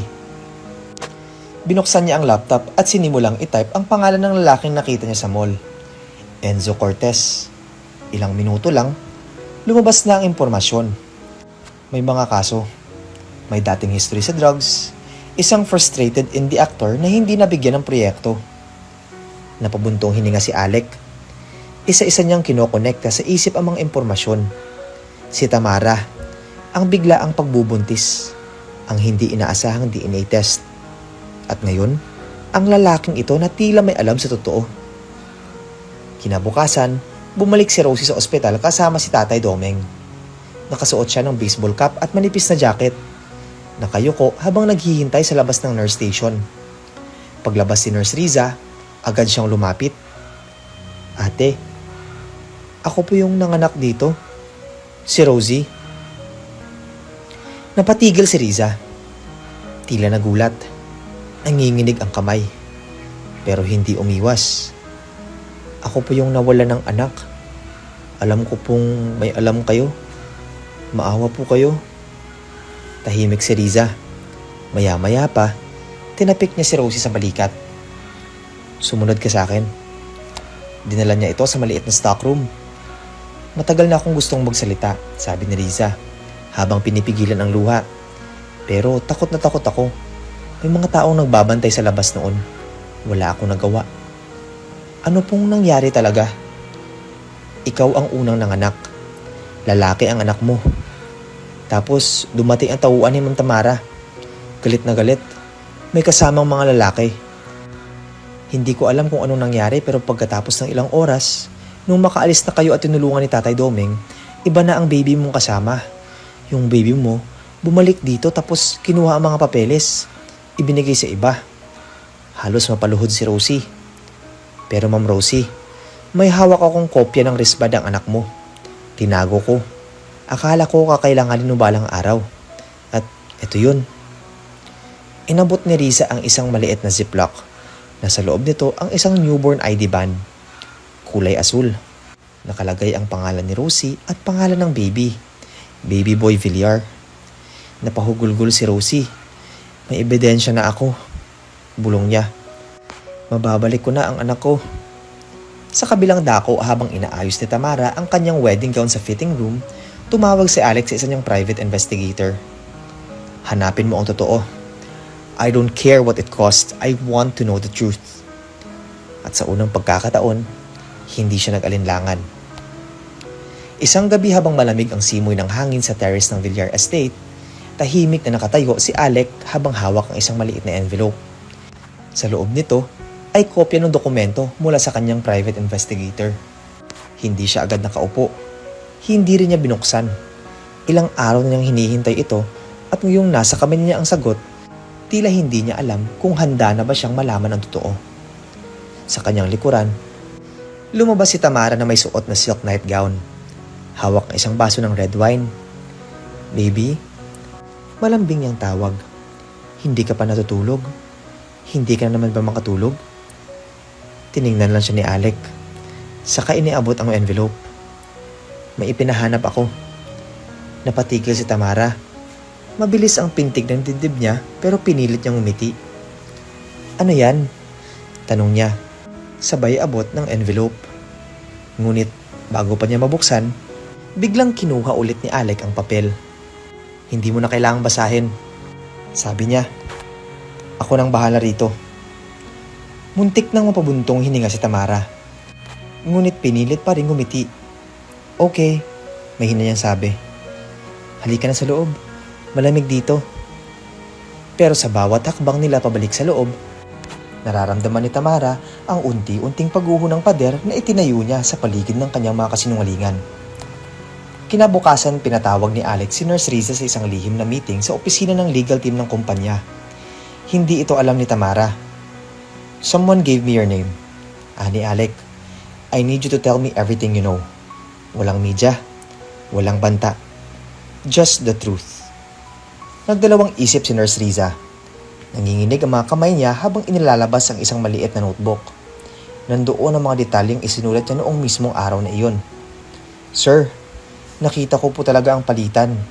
May utos. May mga taong lumapit kina Ma'am Rosie noong pinatakas siya ni Tatay Doming. May dala silang bata. Pagbalik, dala na ang baby ni Ma'am Rosie. Dinala sa kabilang wing, sa maternity ward kung saan naroon si Ma'am Tamara. Napatigil si Alec. May hawak ka bang ebidensya? Tanong niya. Iniiwas ko na sir ang sarili ko noon. Pero may isang CCTV file na baka hindi pa nabubura.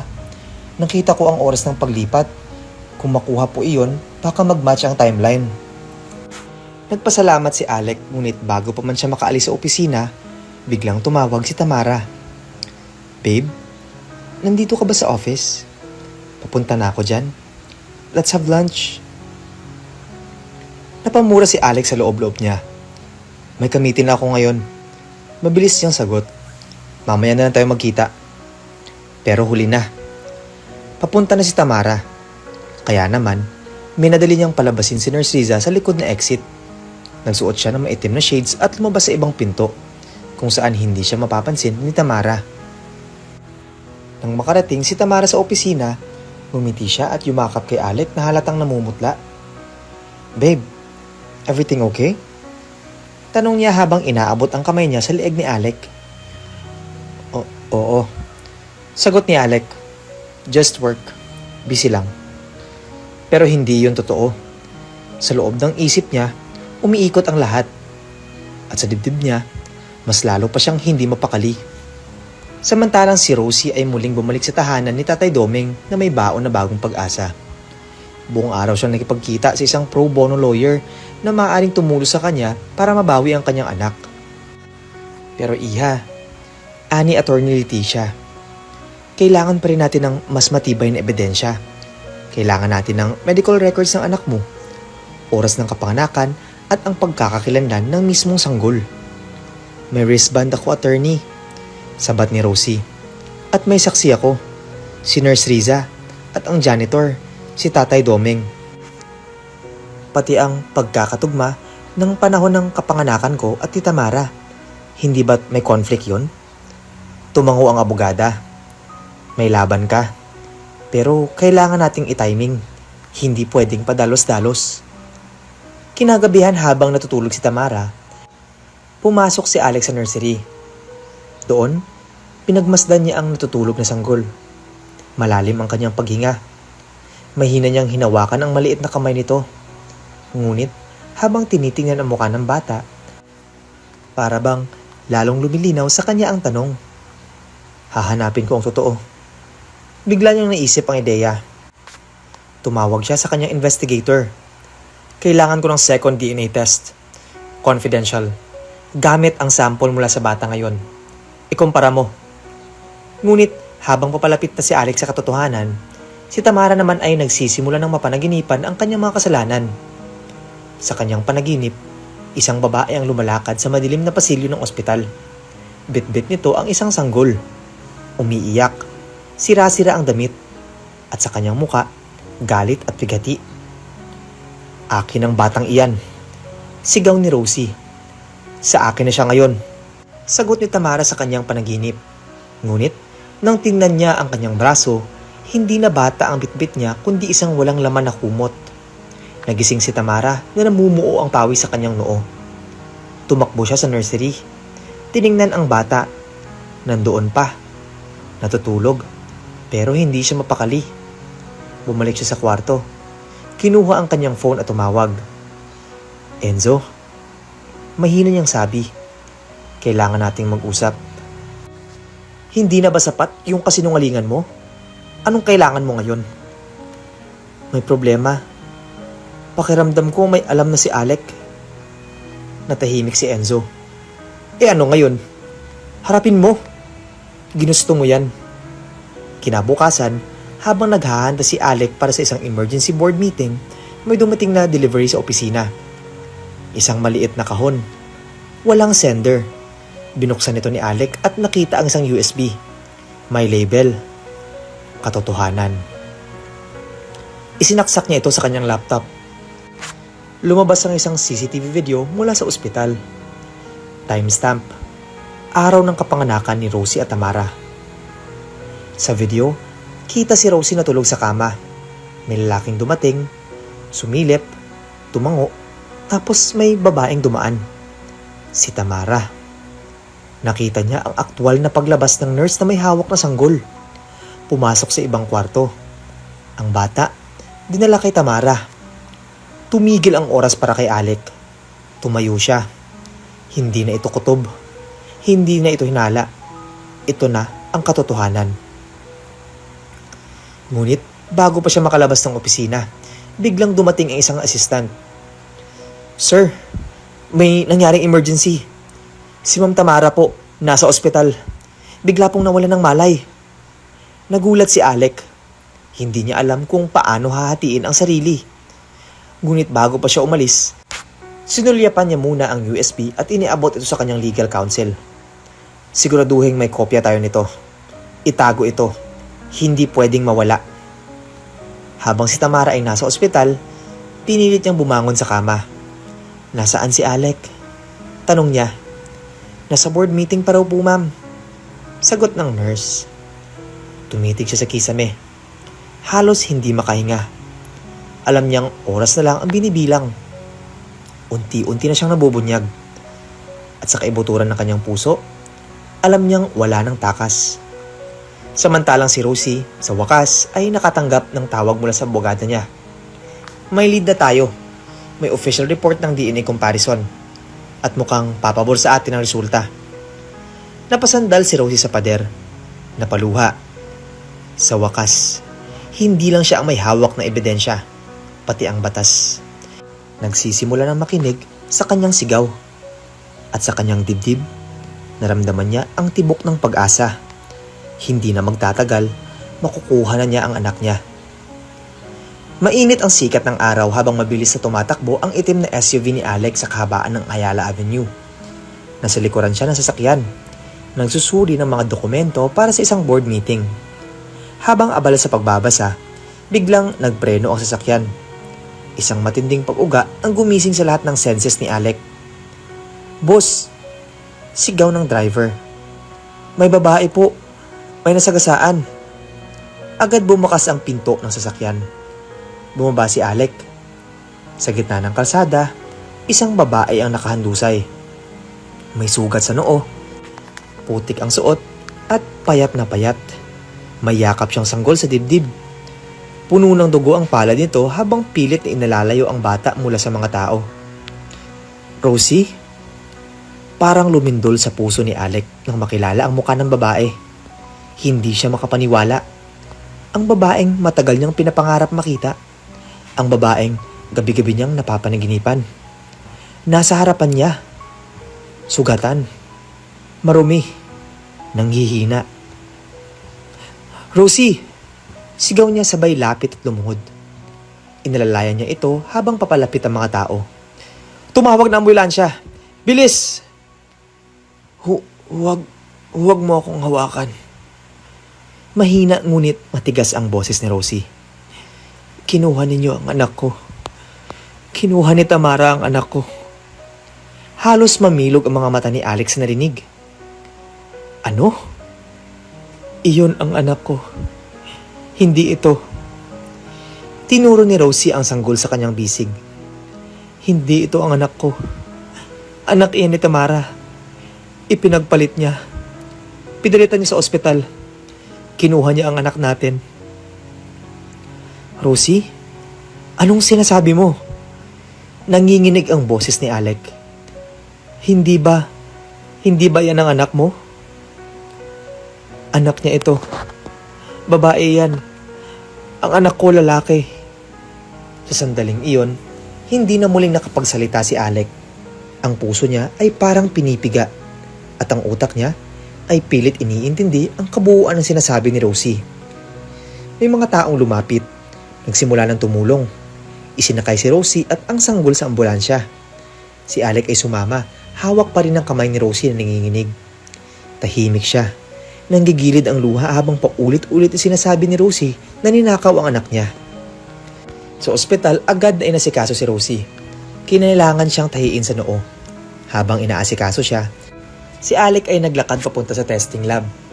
Bit-bit ang sanggol. Mabilis siyang kinausap ng doktor. "Sir, may special request po kayong DNA match?" Tumango si Alex. "Gusto kong i-compare ang DNA ng batang ito sa DNA ko. Confidential. Huwag ipapaalam kahit kanino." Maya-maya pa, bumalik siya sa silid ni Rosie. Nakaupo na ito sa gilid ng kama. Bagamat may benda sa ulo, mas lumakas na ang katawan niya. "Kapag nakuha na natin ang resulta at totoo ang sinasabi mo," ani Alex, mahina ngunit puno ng emosyon, "babangon ako kasama mo. Babawiin natin ang anak natin." Nag-angat ng tingin si Rosie. "At kung hindi mo ako paniwalaan noon, bakit mo ako paniniwalaan ngayon?" Tahimik si Alex. Wala siyang maisagot. Bumuntong hininga si Rosie. "Ang totoo, kahit ilang gabi kitang pinangarap, kahit ilang beses kong sinigaw ang pangalan mo sa isipan ko, hindi ko akalaing darating kang muli. Pero kung ito lang ang paraan para bumalik ka sa akin, hindi ko nahahayaang mawala ulit ang anak ko." Kinabukasan, dumating ang resulta ng DNA test. Sa kamay ni Alex, hawak niya ang papel na magpapatunay kung totoo nga ang sinasabi ni Rosie. Mabigat ang hakbang niya papunta sa testing room. Binuksan niya ang envelope. Binasa ang bawat linya. Nang makarating siya sa huling bahagi, napaupo siya. Result: negative. Ang batang bitbit ni Rosie ay hindi niya anak. Parang pinagsakluban ng langit at lupa ang paligid ni Alex. Humigpit ang hawak niya sa papel. Hindi siya makapaniwala. Hindi ito maaaring totoo. Ngunit may bahagi sa kanyang puso na nakaramdam ng kakaibang linaw. Ito ang patunay. Bulong niya. Hindi ito ang anak ko. At kung hindi ito ang anak ko, ibig sabihin, totoo si Rosie. Totoo lahat ng sinabi niya. Mabilis siyang bumalik sa silid ni Rosie. Nang kasalubong niya si Tatay Doming sa hallway. May balita na po ba? Tanong ng matanda. Tumango si Alec. Hindi ko anak ang batang yun. Nagkatitigan sila. Ang anak ni Rosie, nasa kamay ni Tamara. Mahina ngunit mariing sabi ni Tatay Doming. Agad umalis si Alec, sumakay sa kanyang kotse. Tinawagan ang assistant. Alamin mo kung nasaan si Tamara. Ngayon na. Ngunit sa kabilang dako, habang abala si Alex sa paghahanap, si Tamara ay nakasakay na sa isang private van. Bitbit niya ang sanggol na lalaki. Ang totoo, halos hindi na siya makahinga sa kaba. Sa likod ng kanyang mga mata, pilit niyang tinatago ang matinding takot na baka tuluyan na siyang mabuko. Habang minamasdan ang mukha ng sanggol, pinilit niyang ngumiti. Pinilit niyang kumbinsihin ang sarili sa kanya ito, na siya ang ina, na kay Alex siya nakalaan. Ngunit sa ilalim ng kanyang ngiti, may luha na tumulo sa kanyang pisngi. Kapag nawala ka sa akin, wala na akong matitirang buhay. Bulong niya sa bata. Paandarin na ang kotse. Sigaw niya sa driver. At sa bawat pag-ikot ng gulong sa aspalto, palayo ng palayo siya sa katotohanan. Samantalang si Rosie ay nasa ospital pa rin. Pinagmamasdan niya ang crib kung saan nakahiga ang batang babae. Isang inosenteng nilalang. Walang kasalanan. Lumapit siya. Marahang hinaplos ang pisngi nito. Pasensya ka na anak. Alam kong hindi ikaw ang tunay kong anak, pero may karapatan ka pa ring mahalin. Sana balang araw, makilala mo rin ang tunay mong ina. At sana, hindi mo maranasan ang sakit na naranasan ko. Umupo siya sa tabi ng crib. Pinipigil ang luha. Hindi niya alam kung ano ang nangyayari kay Alec. Hindi niya alam kung saan dinala ni Tamara ang anak nila. Pero ang alam niya, ito na ang simula ng digmaan at hindi siya uurong. Samantalang sa isang daan sa probinsya, huminto ang van na sinasakyan ni Tamara. Bumaba siya saglit upang magbanyo. Pagbalik niya sa sasakyan, tiningnan niya ang bata. Malapit na tayo. Mahina niyang bulong. Malapit na nating simulan ang bagong buhay. Ngunit sa kabilang linya ng mundo, papalapit na si Alec. At sa susunod na pagkikita nila, wala nang atrasan. Umuugong ang sirena ng mga pulis habang binabaybay nila ang kalsadang patungo sa isang liblib na bahagi ng Batangas. May senyales na nakuha mula sa plate number ng puting van na minamaneho ng driver ni Tamara. Sa loob ng command van, nasa gitna ng briefing ang isang team ng mga otoridad. Kasama nila si Alec, tahimik at seryosong nakaupo. Nanlilimahid sa pagod, ngunit hindi matitinag ang determinasyon sa kanyang mga mata. Wala siyang ibang iniisip kundi ang anak niya. Ang 3 buwang gulang na sanggol na nararapat na sa bisig ng tunay niyang ina. At si Rosie, nasugatan, pagod at punong-puno ng luha, itinago sa bawat hakbang ng pagkakahiwalay nila. Ngayon, wala nang atrasan. Hindi siya titigil hanggat hindi niya nababawi ang kanilang anak. Sa kabilang banda si Tamara ay nakaupo sa loob ng isang lumang bahay bakasyunan, malapit sa tabing dagat. Bitbit niya ang bata sa isang yakap na mahigpit at puno ng takot. Sa bawat halakhak ng alon sa dalampasigan, tila may aninong sumusunod sa kanyang mga hakbang. Tumatawag na sa kanya ang sariling budhi. Hindi na siya mapakali. Hindi na siya makahinga sa bigat ng kasinungalingan. Shh, baby. Bulong niya habang pinapadede ang bata. Hindi ko hahayaang kunin ka ng kahit sino. Akin ka. Akin ka. Ngunit kahit anong ulit niya ng mga salitang iyon, hindi niya na mabura sa panginginig ng kanyang mga kamay. Hindi na niya mapigil ang panlalamig ng kanyang katawan, sapagkat alam niyang darating na ang araw ng paghuhukom. Sa ospital, si Rosie ay nakatanggap ng tawag mula sa private investigator ni Alec. Sa kabilang linya, maririnig ang paghingal ng lalaki. Ma'am Rosie, may lokasyon na po kami. Nasa Batangas si Tamara. Bit-bit pa rin ang bata. Mismong ang CCTV ng ospital at ang testimony ni Tatay Doming ang nagpatibay ng kaso. Tumawag na rin ang legal counsel ni Sir Alec. Sa loob ng ilang oras may warrant na para sa pagdakip kay Tamara. Napatayo si Rosie sa pagkakaupo. Halos mabitawan niya ang hawak na tubig. Nanlaki ang kanyang mga mata. Makukuha ko na siya? Garalgal ang boses niya. Makikita ko na ang anak ko? Oo ma'am, malapit na po. Napaluhod si Rosie sa sahig. Napayakap siya sa sarili habang walang patid ang pagdaloy ng kanyang mga luha. Isang bahagi ng kanyang puso ang tila na buhay muli. Sa wakas, magwawakas na ang matagal na pangungot. Sa wakas, mabubuo na rin ang pamilyang winasak ng kasinungalingan. Mabilis ang kilos ng mga otoridad.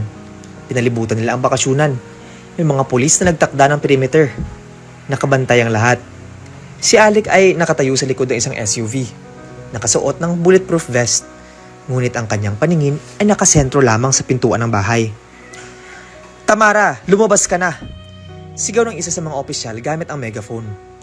Alam namin na nasa loob ka. May warrant of arrest ka para sa embezzlement, identity fraud at child abduction. Sa loob ng bahay, nanginginig si Tamara habang yakap pa rin ang bata. Ang mga mata niya ay punong-puno ng takot, ngunit may bahid pa rin ng galit. Hindi ko kayo bibigyan ng dahilan para kunin siya. Sigaw niya. Ako ang ina nito. Ako ang nag-alaga mula simula. Hindi ko ibibigay. Ngunit nang bumukas na ang pinto at sumilay ang mga pulis, wala na siyang ibang nagawa kundi magyukayok. Dahan-dahan siyang lumapit. Buhat pa rin ang bata. Paglapit niya, una niyang nakita si Alec. Matagal silang nagkatitigan. Nandoon pa rin ang pagmamahal sa mga mata ng lalaki. Ngunit ngayon ay may halong sakit, pagkamuhi at matinding pagkadismaya. Tamara. Mahina ngunit matalim na bulong ni Alec. Anong klaseng halimaw ka? Hindi sumagot si Tamara. Inabot niya ang bata. Nanginginig ang kamay. Si Alec naman ay agad itong sinalo. Nilapit sa kanyang dibdib. Napahagulgol siya. Niyakap ang bata ng buong buo. Kasabay ng iyak ng sanggol, ang paghugulgol ni Rosie na kalalapag lang mula sa sasakyan. Tumakbo siya papunta kay Alec at nang makita ang anak sa mga bisig ng ama, para siyang nawala ng lakas. Napaluhod siya sa lupa. Hindi makapaniwala. Akin ka, anak ko. Mahino niyang sabi. Lumapit si Alec kay Rosie. Dahan-dahan niyang inilapit ang bata sa ina nito. At nang mapasa kamay ni Rosie ang kanyang anak, para bang tumigil ang mundo. Sa pagitan ng mga luha, halakhak, at sigaw ng damdamin, nagkatagpo ang puso ng isang inang pinagkaitan at ang sanggol na matagal niyang pinangarap mayakap muli. Alec, bulong ni Rosie habang yakap ang bata. Salamat. Pasensya na, Rosie. Nanginginig ang boses ni Alec. Ang laki ng pagkukulang ko. Hindi ko pinakinggan ang puso ko. Hindi kita pinaniwalaan at pinabayaan kong masaktan ka ng ganito. Tumulo ang luha ni Alec. Lumuhod siya sa harap ni Rosie at ng bata. Sabay haplo sa buhok ng anak nila. Mula ngayon, walang sino man ang makakakuha sa inyo sa akin. Patawarin mo ako kung maaari pa. Nang sandaling iyon, tumango si Rosie. Hindi bilang pagtanggap agad ng pag-ibig, kundi bilang simbolo ng pagkabuo. Hindi pa tapos ang lahat, ngunit ang pinakamalaga ay nakuha na nila ang pinakamariin nilang pinaglalaban, ang kanilang anak. Habang nilalayo si Tamara ng mga pulis, nagsisigaw siya, umiiyak. Wala akong kasalanan.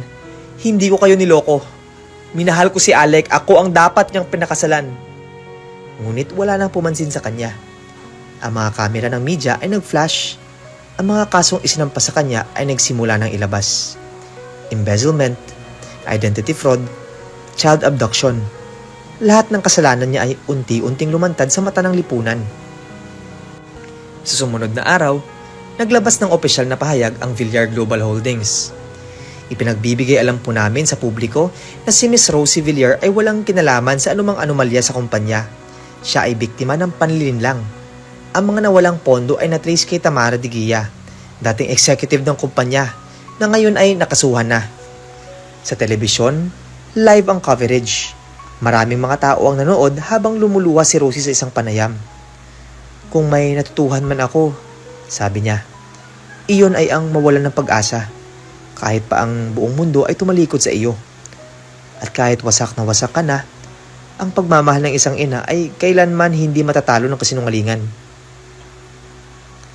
Pagkatapos ng press conference, naglakad sina Alec at Rosie, bitbit ang kanilang anak sa likod ng gusali. Tahimik lang ang paligid. May banayad na simoy ng hangin. Napuno ng liwanag ang langit. Rosie, mahinang sabi ni Alec, kung pahihintulutan mo, gusto kong bumawi. Hindi ko man kayang itama agad lahat ng pagkakamali ko. Pero handa akong magsimula. Tiningnan siya ni Rosie. Mahigpit pa rin ang yakap sa anak nila. Hindi madaling makalimot sa sakit, Alec. Pero siguro, kung may karapatang lumaban para sa akin, iyon ay dahil ipinaglaban mo rin ang anak natin. Hinawakan ni Alec ang kamay niya. Simulan natin muli. Hindi bilang perpektong tao, kundi bilang pamilyang dumaan sa apoy at nakaligtas.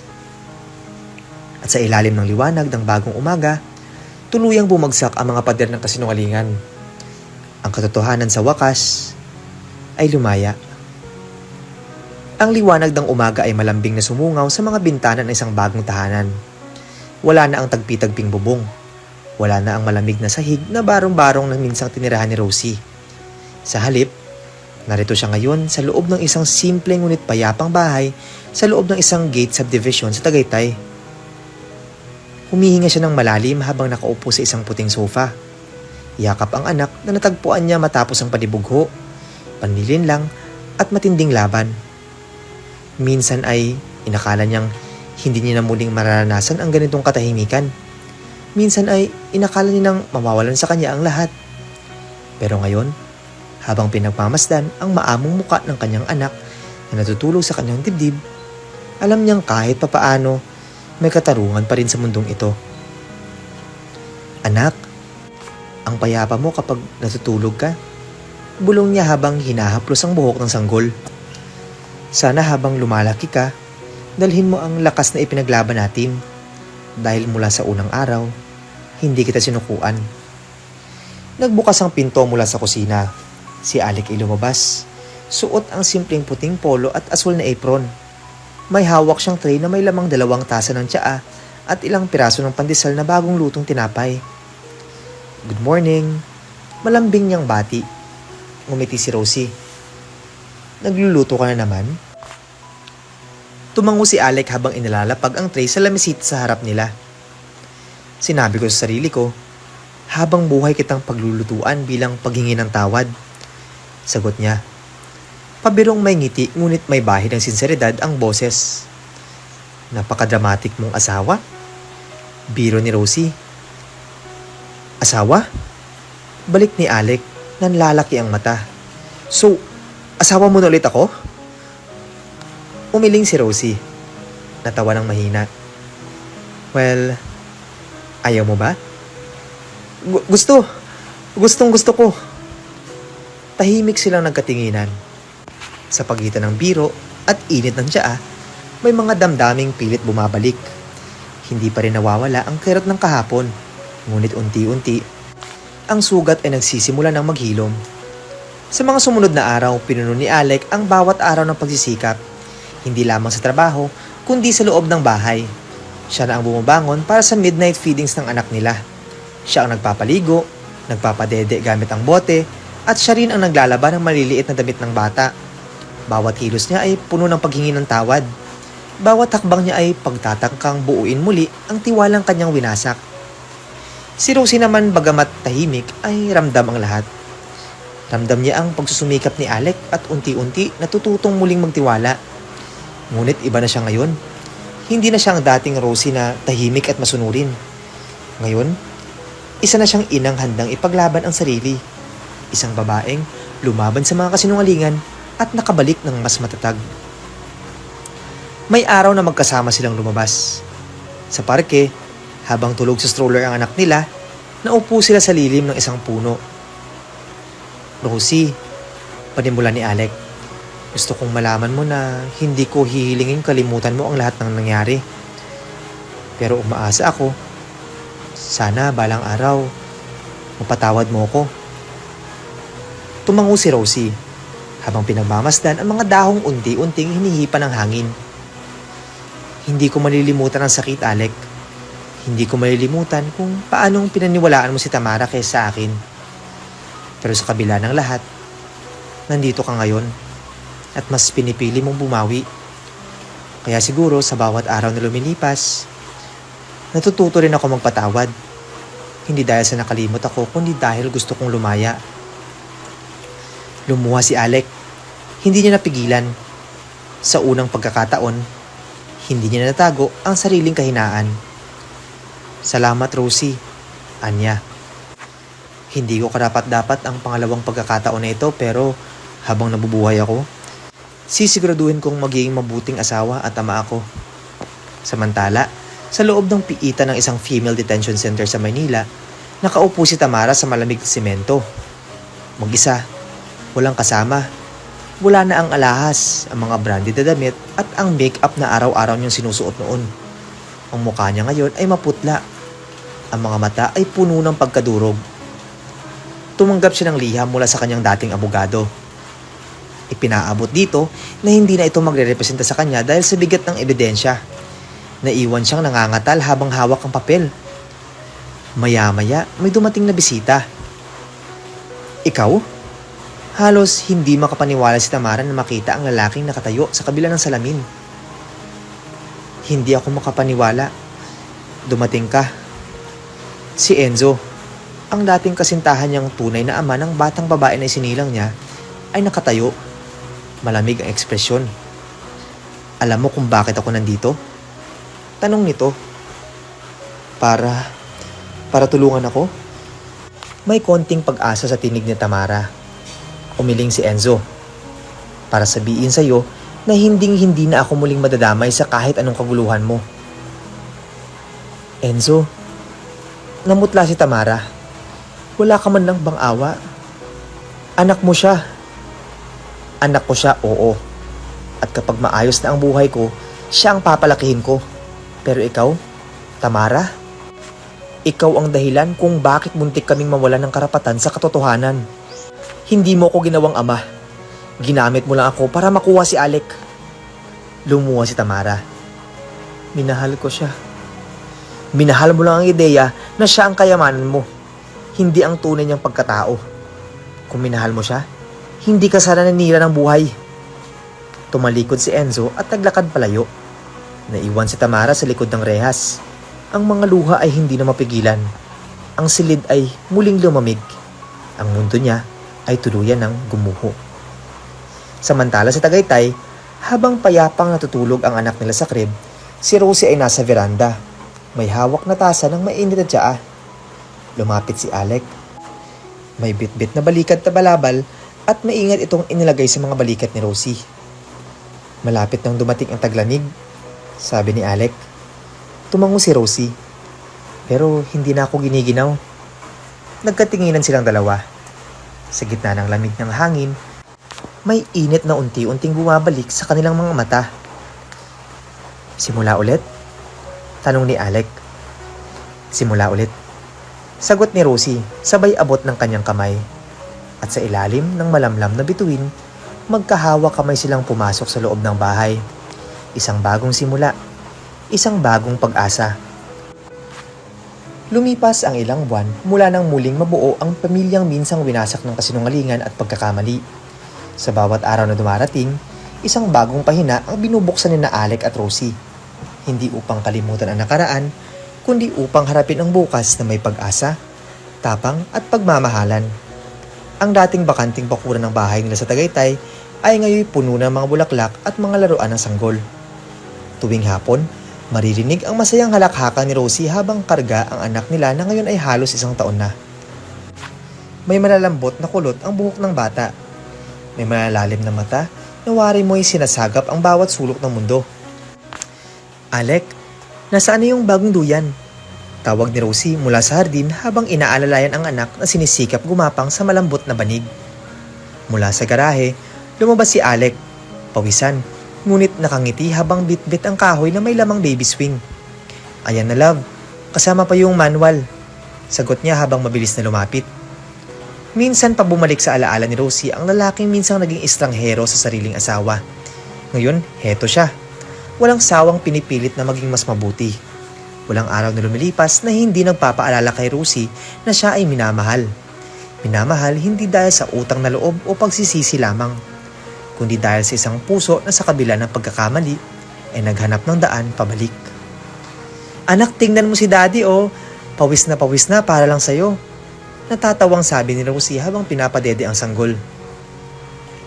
Para sa inyo kaya to, ikaw ang boss ko ngayon. Sabay kindat ni Alec kay Rosie. Sa mga sandaling iyon, tila wala nang bakas sa madilim na kahapon. Ngunit alam ni Rosie na ang kapayapaang nararanasan nila ngayon ay bunga ng matinding unos. At kahit paunti-unti nang nahuhulog ang pader ng kahapon, hindi niya makakalimutan ang hirap ng panahong iyon. Pero ngayon, kaya na niyang tingnan ito nang hindi na umiiyak. Kaya na niyang harapin ang kanyang refleksyon at sabihing, "You survived." Isang umaga may natanggap na tawag si Alec mula sa kanyang PR head. Isang kilalang news network ang nag-aanyaya para sa isang televised interview tungkol sa Villar scandal at kung paanong bumangon ang kumpanya at ang kanilang pamilya mula rito. Noon ay hindi niya kayang humarap sa publiko. Ngunit ngayon, handa na siya. Hindi para linisin ang pangalan kundi para ipakita kung paano ang isang pagkakamali ay maaaring maging mitya ng isang mas matibay na pundasyon. Rosie, sabi ni Alec habang sabay silang naghahapunan.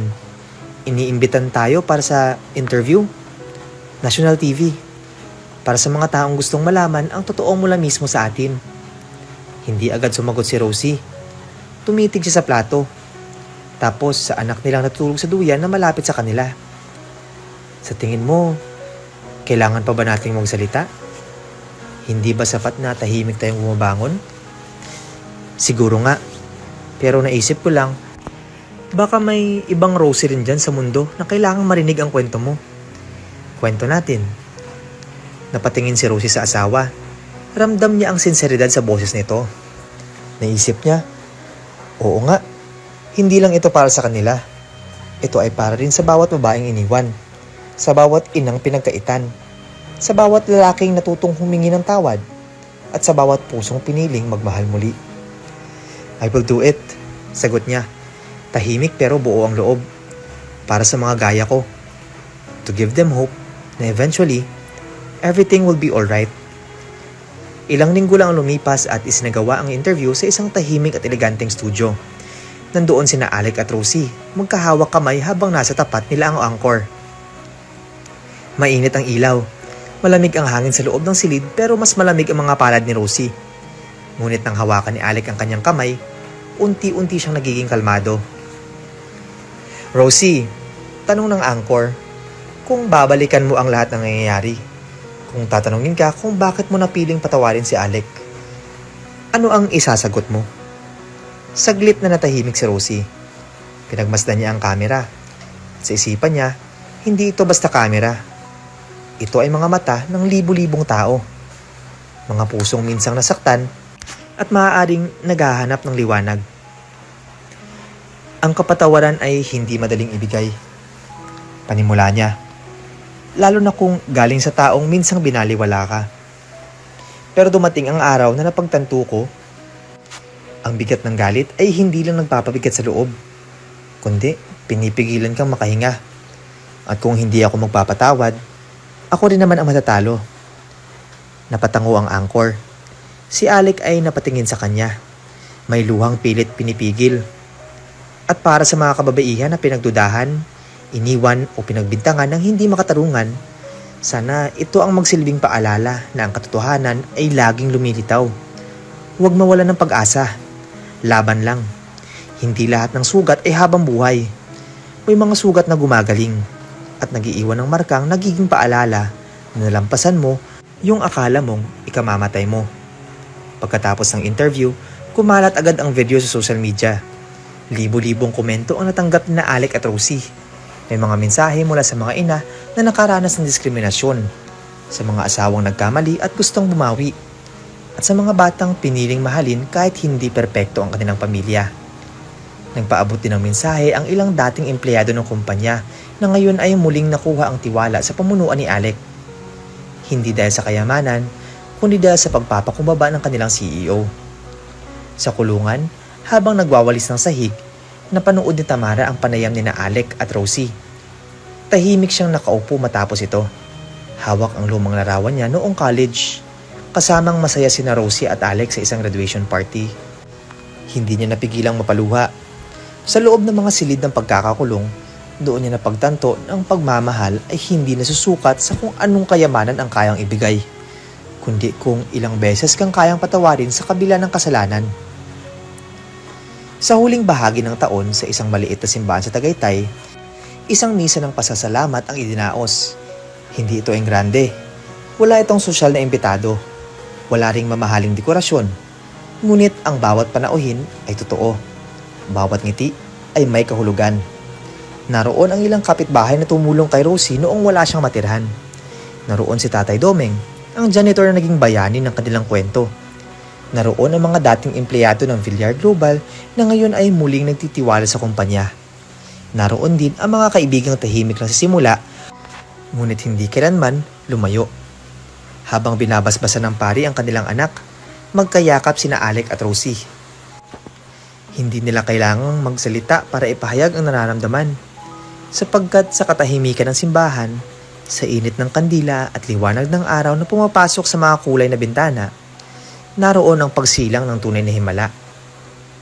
Hindi perpekto ang buhay. Maraming sugat, maraming luha, maraming pagkakamali. Ngunit sa dulo ng lahat ng iyon, may pagkakataong bumangon. May pagkakataong magmahal at mahaling muli. At may pagkakataong magsimula ulit.